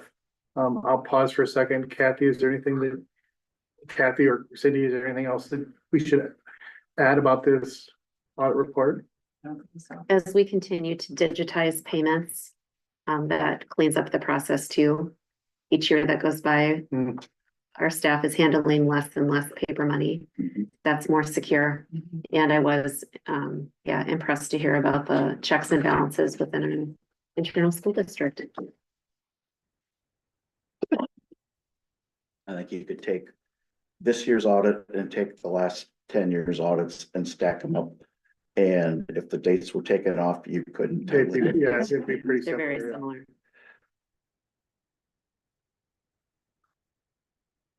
With all that said, I move that we have approved the 23-24 audit. I'll second. Further discussion? All in favor, please say aye. Aye. Opposed, same sign. Motion carries. Item G, approval of the 2025-26 school budget. This is where the district sets their levy rates, which goes to your overall property tax rate. Kathy and I have projected out for next year. As we mentioned at the last hearing, we did conservatively put 0% SSA in, which drove our property tax rate up to $3.55 or 56 cents, knowing that we could always come back after SSA set. We were hoping to get 2% or 2.5. And it did. I don't think it's officially been signed by the governor, but it's at 2%. So Yeah, they sent her the bill that she asked for.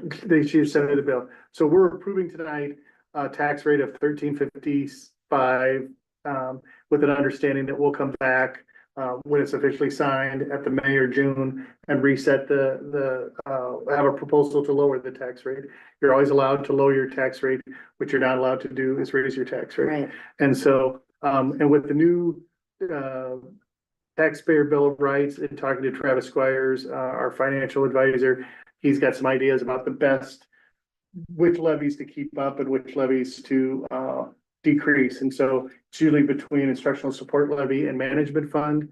And I think his philosophy has changed a little bit, that we want to keep instructional support levy. So you'll probably see us drop management fund down to real close to the smallest number we can to accomplish that tax rate. And of course, our overall goal and our promise to 86 cents to increase our tax rate, pretty sure is 13.17 or 13.18 this time around. So one of the key things that I heard you say was that a low SSA rate from the state affects our local taxes. Mm-hmm. Okay, I just want to make sure that that's very clear to the public, that if it's not coming out of one place, it's coming out of another. And we need, I'm proud that we budget conservatively and will cover ourselves in the case of no support from the state, but that doesn't directly affect local taxes. I mean, if the state is not paying the proportion it traditionally did, which it's not, the money is coming from somewhere, and that's local. Usually it falls on your local property tax. And they can say we cut your taxes, but actually they just cut passed them out.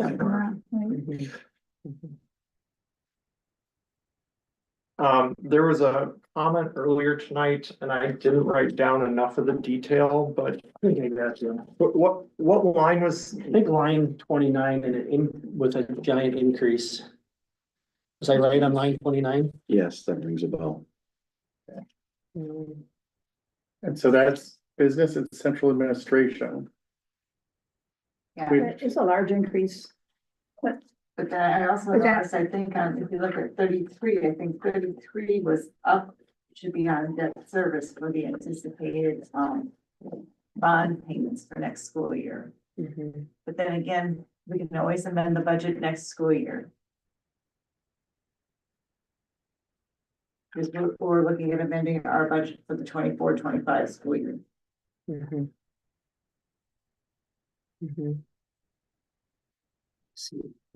number 29, business and central administration, that's not cost of staff, but that's cost of the building. Well, there'd be a lot of different variables in what makes up that account. Certainly staff is one of them, but if I had to guess, we charge something, or we're budgeting for something in 26 that we did charge for in 25. Because it's not like we're hired. I might have just overspent or overestimated that line and have it someplace else in the budget. Okay. It should have been down farther. That's what I was trying to figure, if I skipped a line someplace. So, specifically for that, we can research and get an answer for that. Yeah, but certainly there's not 4 times as many administrators as. Yeah, exactly. And our tax rate is really what, drives the funds we generate. And so, we've noticed that a couple of times, I noticed it being in multiple school districts, different expenses get attributed to different account codes, which then when you summarize your car report may look slightly different, or sometimes much different if you're charging, I can't think of a good item. Paper was the one that came up the other day for us.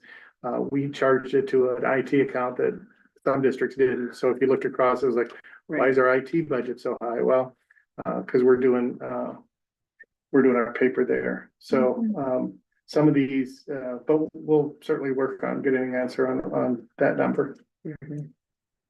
I just know in looking at this in other districts as well, sometimes the numbers get different, and at the end of the day, it's what are you generating for revenue with your tax rate.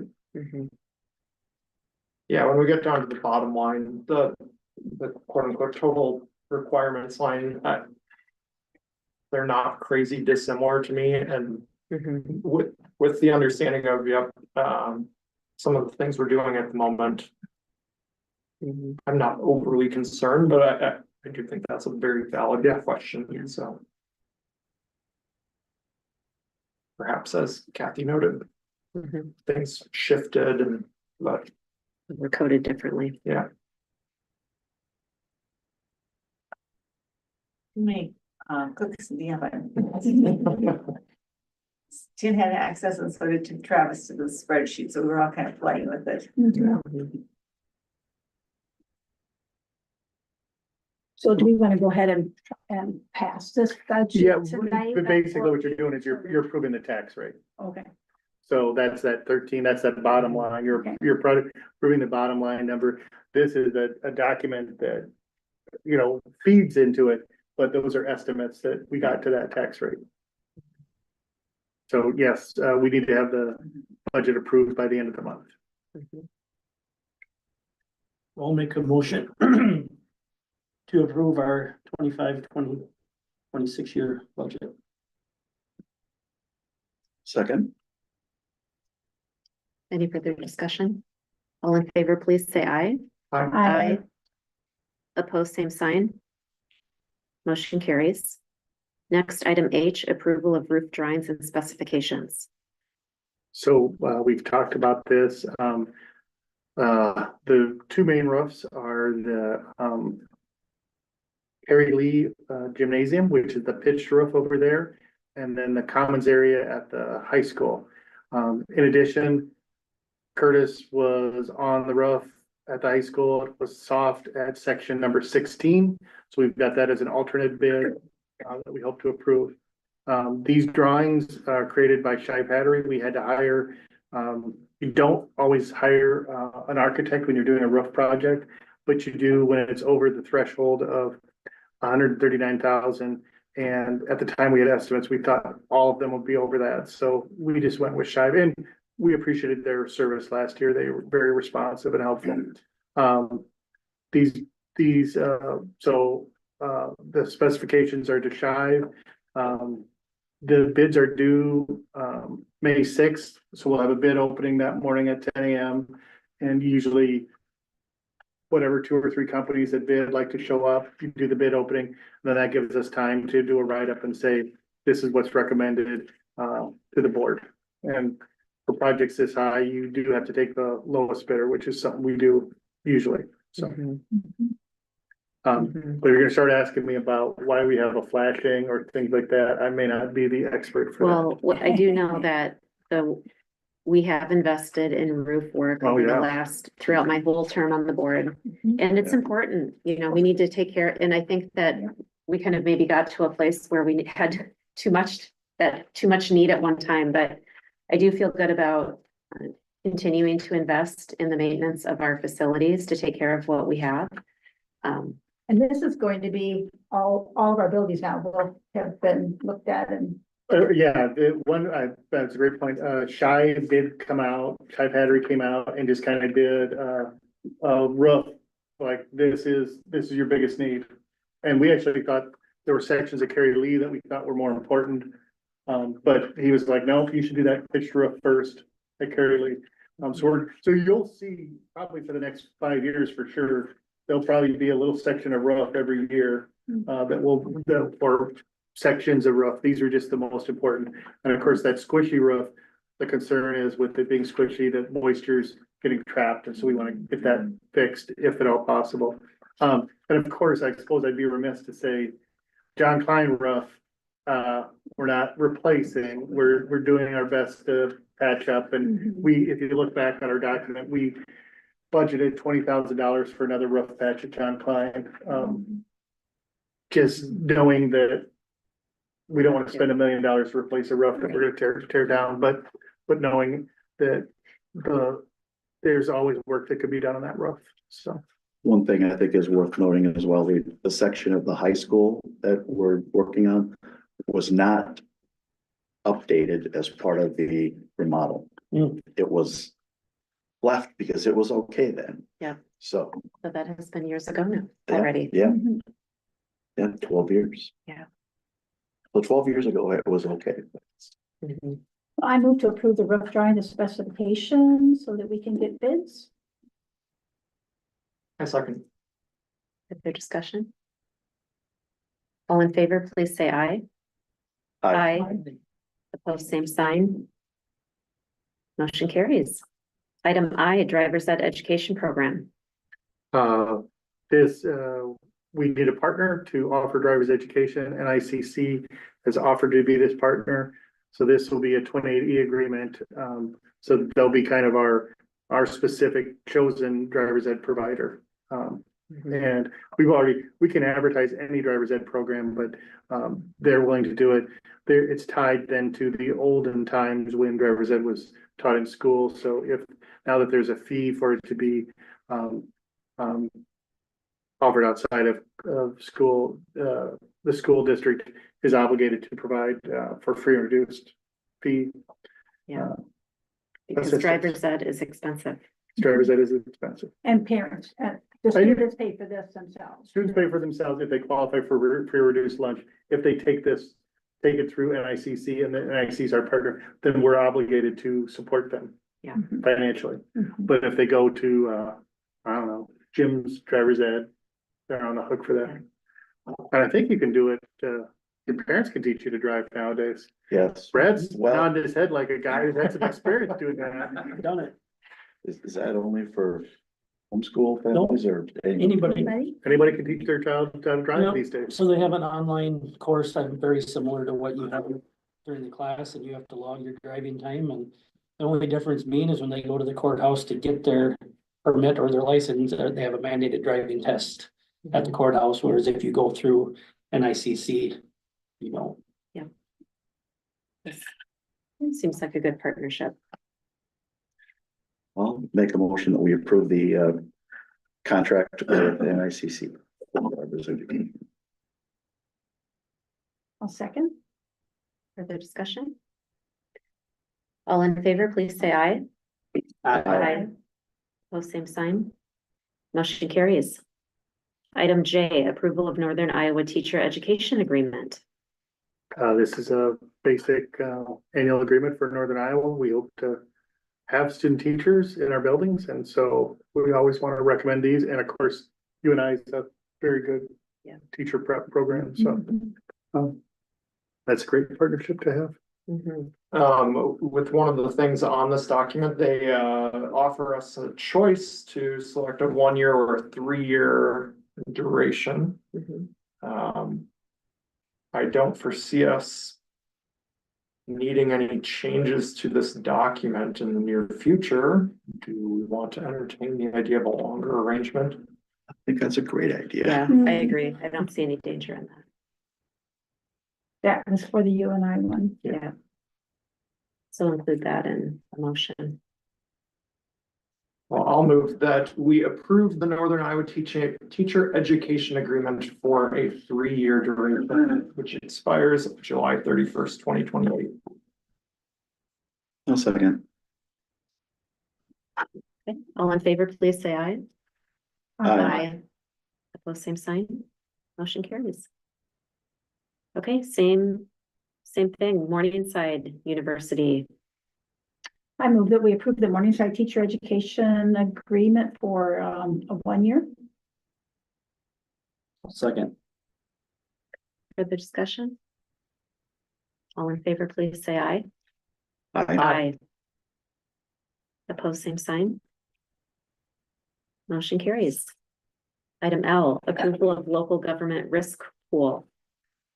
This is the consortium that, or the 28E that allows us to purchase our natural gas through the local risk pool. The huge advantage, well, a couple advantages. You get a set price, so you can budget for it.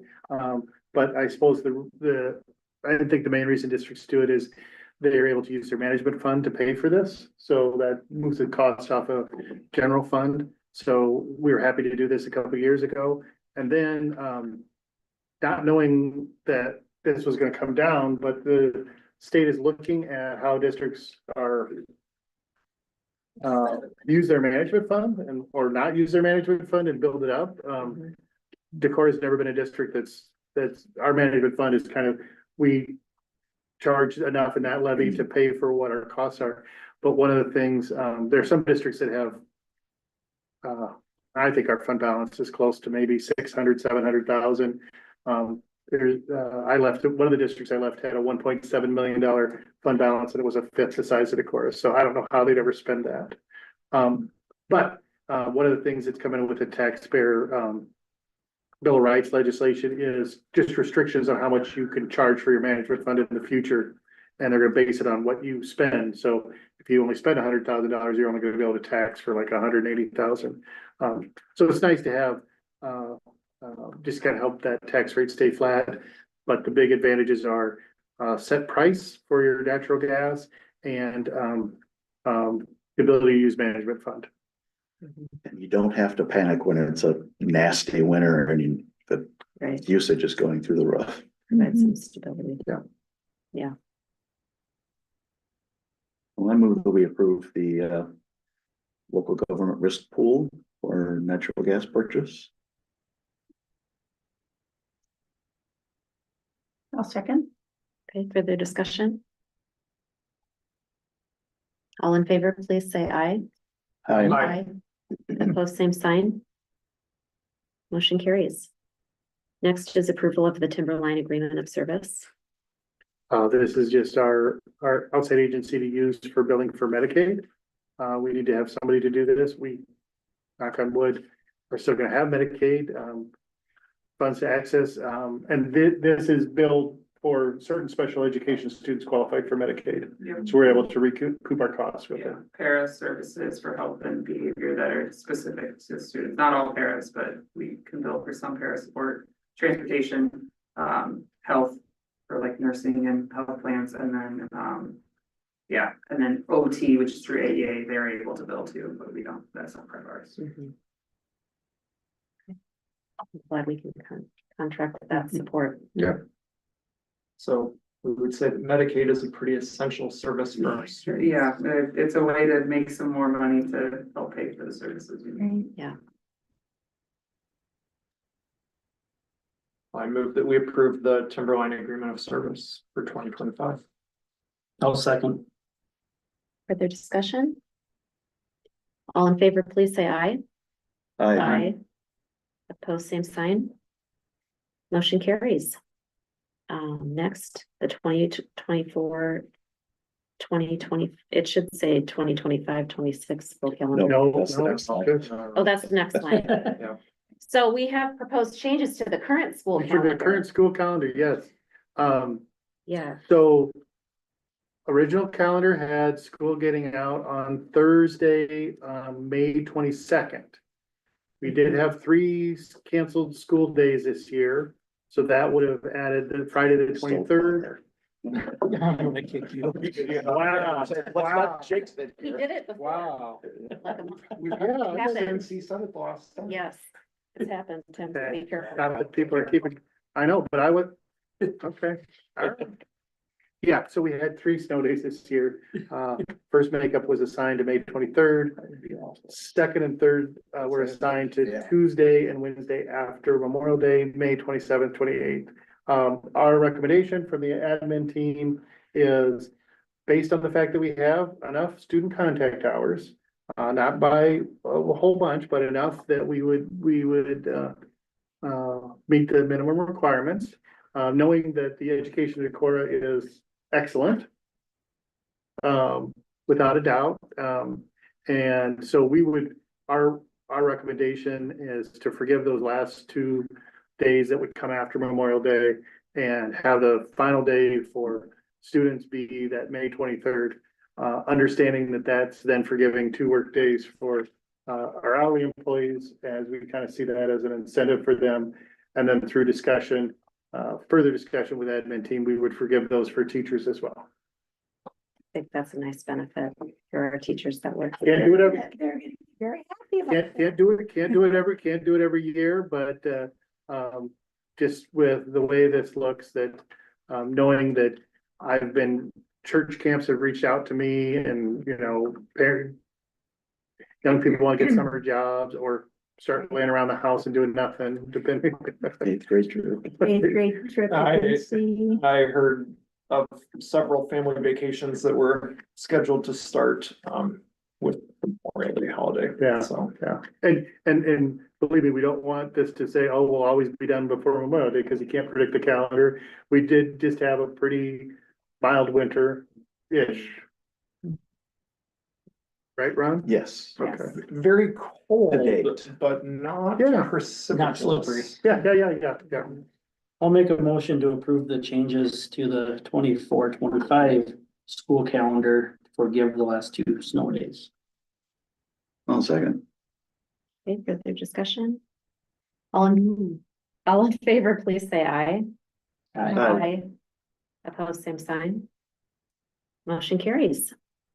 Okay, update on kindergarten and TK enrollment, registration and enrollment. Yeah, so, gosh, last month, we talked about, where we're at with TK. You know, our numbers in kindergarten were low. We had looked at numbers in the 80s. They did pick up. I'm gonna start deferring to you, Rick, but I think we're at 104 last I checked. Right. And we had 27 requests for TK. And so we placed 16 in the TK and then 11 we notified waiting list. Yeah. Encouraged to go to kindergarten. We're not sure that all of them will go to kindergarten, but with those numbers, so if you take 104 and you subtract 16 off, you're down to 88.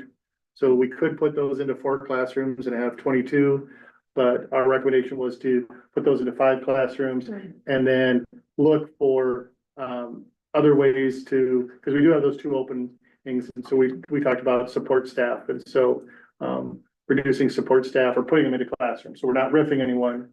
No one's losing a job. We're just shifting, and with a focus on trying to protect the kindergarten class sizes as long as we can. But also knowing that we're gonna have to achieve that intervention service in classroom a bit. Well, I've been, like, that's teed up for you, Dana. Yeah, I'm looking at Dana when I asked that. I thought, thank you for connecting with the staff, and Rick, thank you for all the conversations that happened, because I thought that this was a really creative solution, and Yeah, I think our hope is that with smaller class sizes, you don't necessarily need as much intervention. And so our goal is really just to keep them at 5 sections as long as we can. I'm glad that we can help make that happen. That decision was made. Yeah, I think it's really, really important. Okay, any other questions or comments about that? Because this is a non-voting item. Okay. Next is approval of termination of teachers' continuing contract for the homeschool assistance program. So this, Tim, do you want to tell us a little bit about this? Yeah, so our homeschool program, we kind of have that operating so that we have some guidelines on what enrollment is and what FTE is. So this year they had 50 students, which was down from 70. What part of that had to do with the Montessori? Oh, yeah. Just the enrollment was down. And so one thing, because we don't know what the enrollment will be every year, and it's a little volatile, is every year at the April meeting, we reduce their contract a little bit. We terminate one contract, we reissue them a second contract, and then we look at the numbers in August to see if hopefully what the enrollment is, and then we can reissue them a little bit more FTE. And so it's meant to kind of make sure that homeschool is self-sufficient.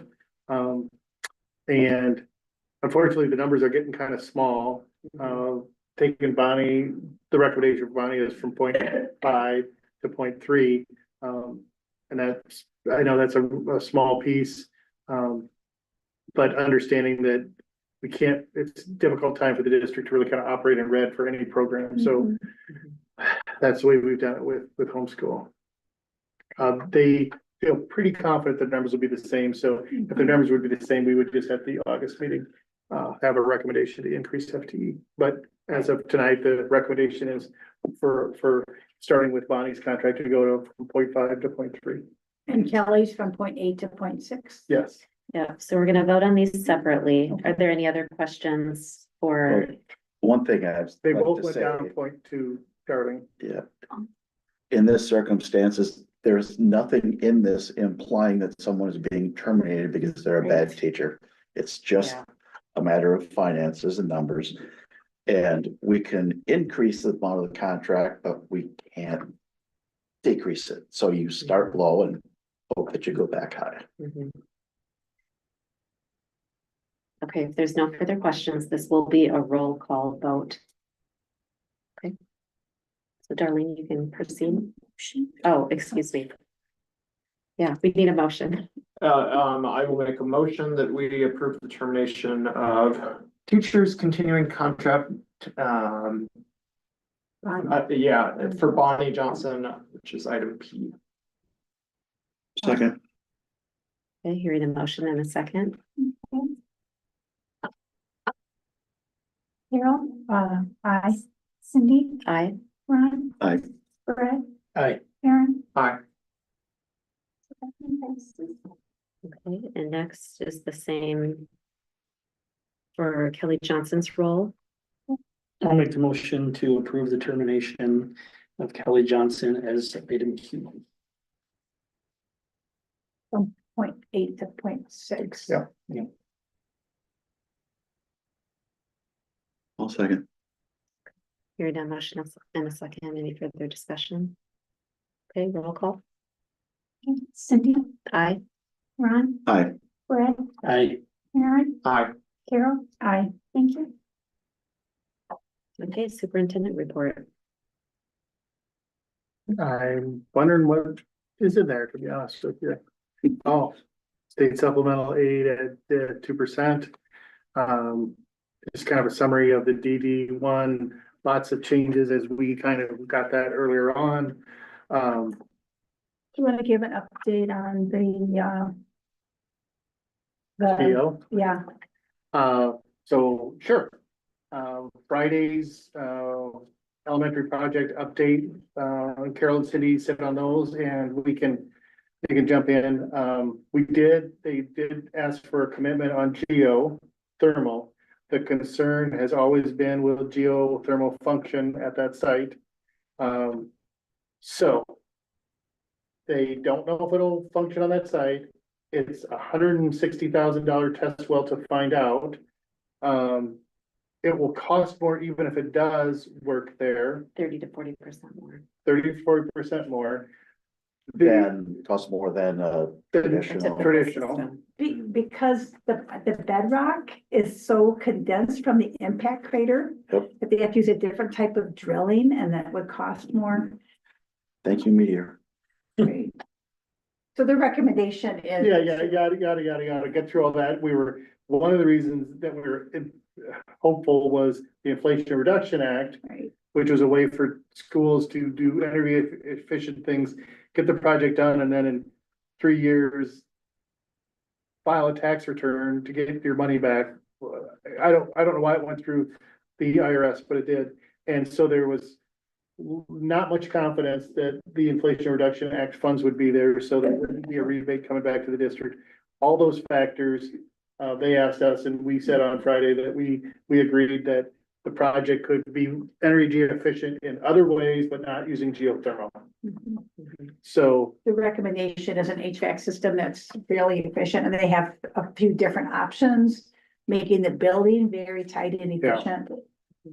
And looking into solar. yes, Yeah. yes, and solar is a different conversation, but solar is on the map for this. There is Mike Luther King has indicated, talked to Cindy and I about setting up a power purchase agreement so that investors will pay for the solar, no extra cost to the district.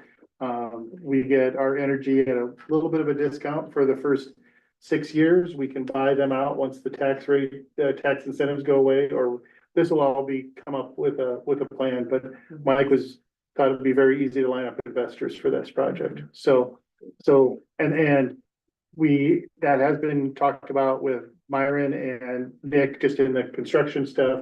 And they didn't think that, they were unconcerned about setting up a building, designing the building so they could handle the solar panels on top. So, but yeah, the solar panels so no geo, but we're gonna stick with solar, so. With all the roofs we're redoing, are we analyzing what solar capacity we could install on our Yeah. existing roofs? And that's exactly what I suggested to both Mike Ludeking and Tim. Let's do solar everywhere. And Tim said, Cindy, let's build a school first. I did say that. But yes, I would love to imagine, I think Curtis has done an incredible job. I would love to do like a full energy audit of every building. Love to think about what would it take to do solar everywhere. So I want to bring back Mr. Boylan's middle school climate group and tell them that their work so makes a difference and helps inspire us and think about how we can do good for the earth and improve our system. So They were long and hard looking into geothermal. This was not just a staff decision. They did extensive research on it. it's looking like, yeah. Knowing our weather outside, I'm always interested in more wind energy as well, but on a super windy day, it can't operate, so it's challenging. But maybe there's other alternatives as well out there that. Okay, Kathy. Financial report. Right now, we're working on, we've got the audit, we closed out the 23-24, working on 24-25, and right now I've staggered the purchase orders from the buildings to come in. So I've started ordering lots of supplies for the staff, so boxes are now coming in. We're trying to bring the shipping and receiving to the central office here and see how that's working. It's trial by error. Okay. Okay, any other questions for Kathy?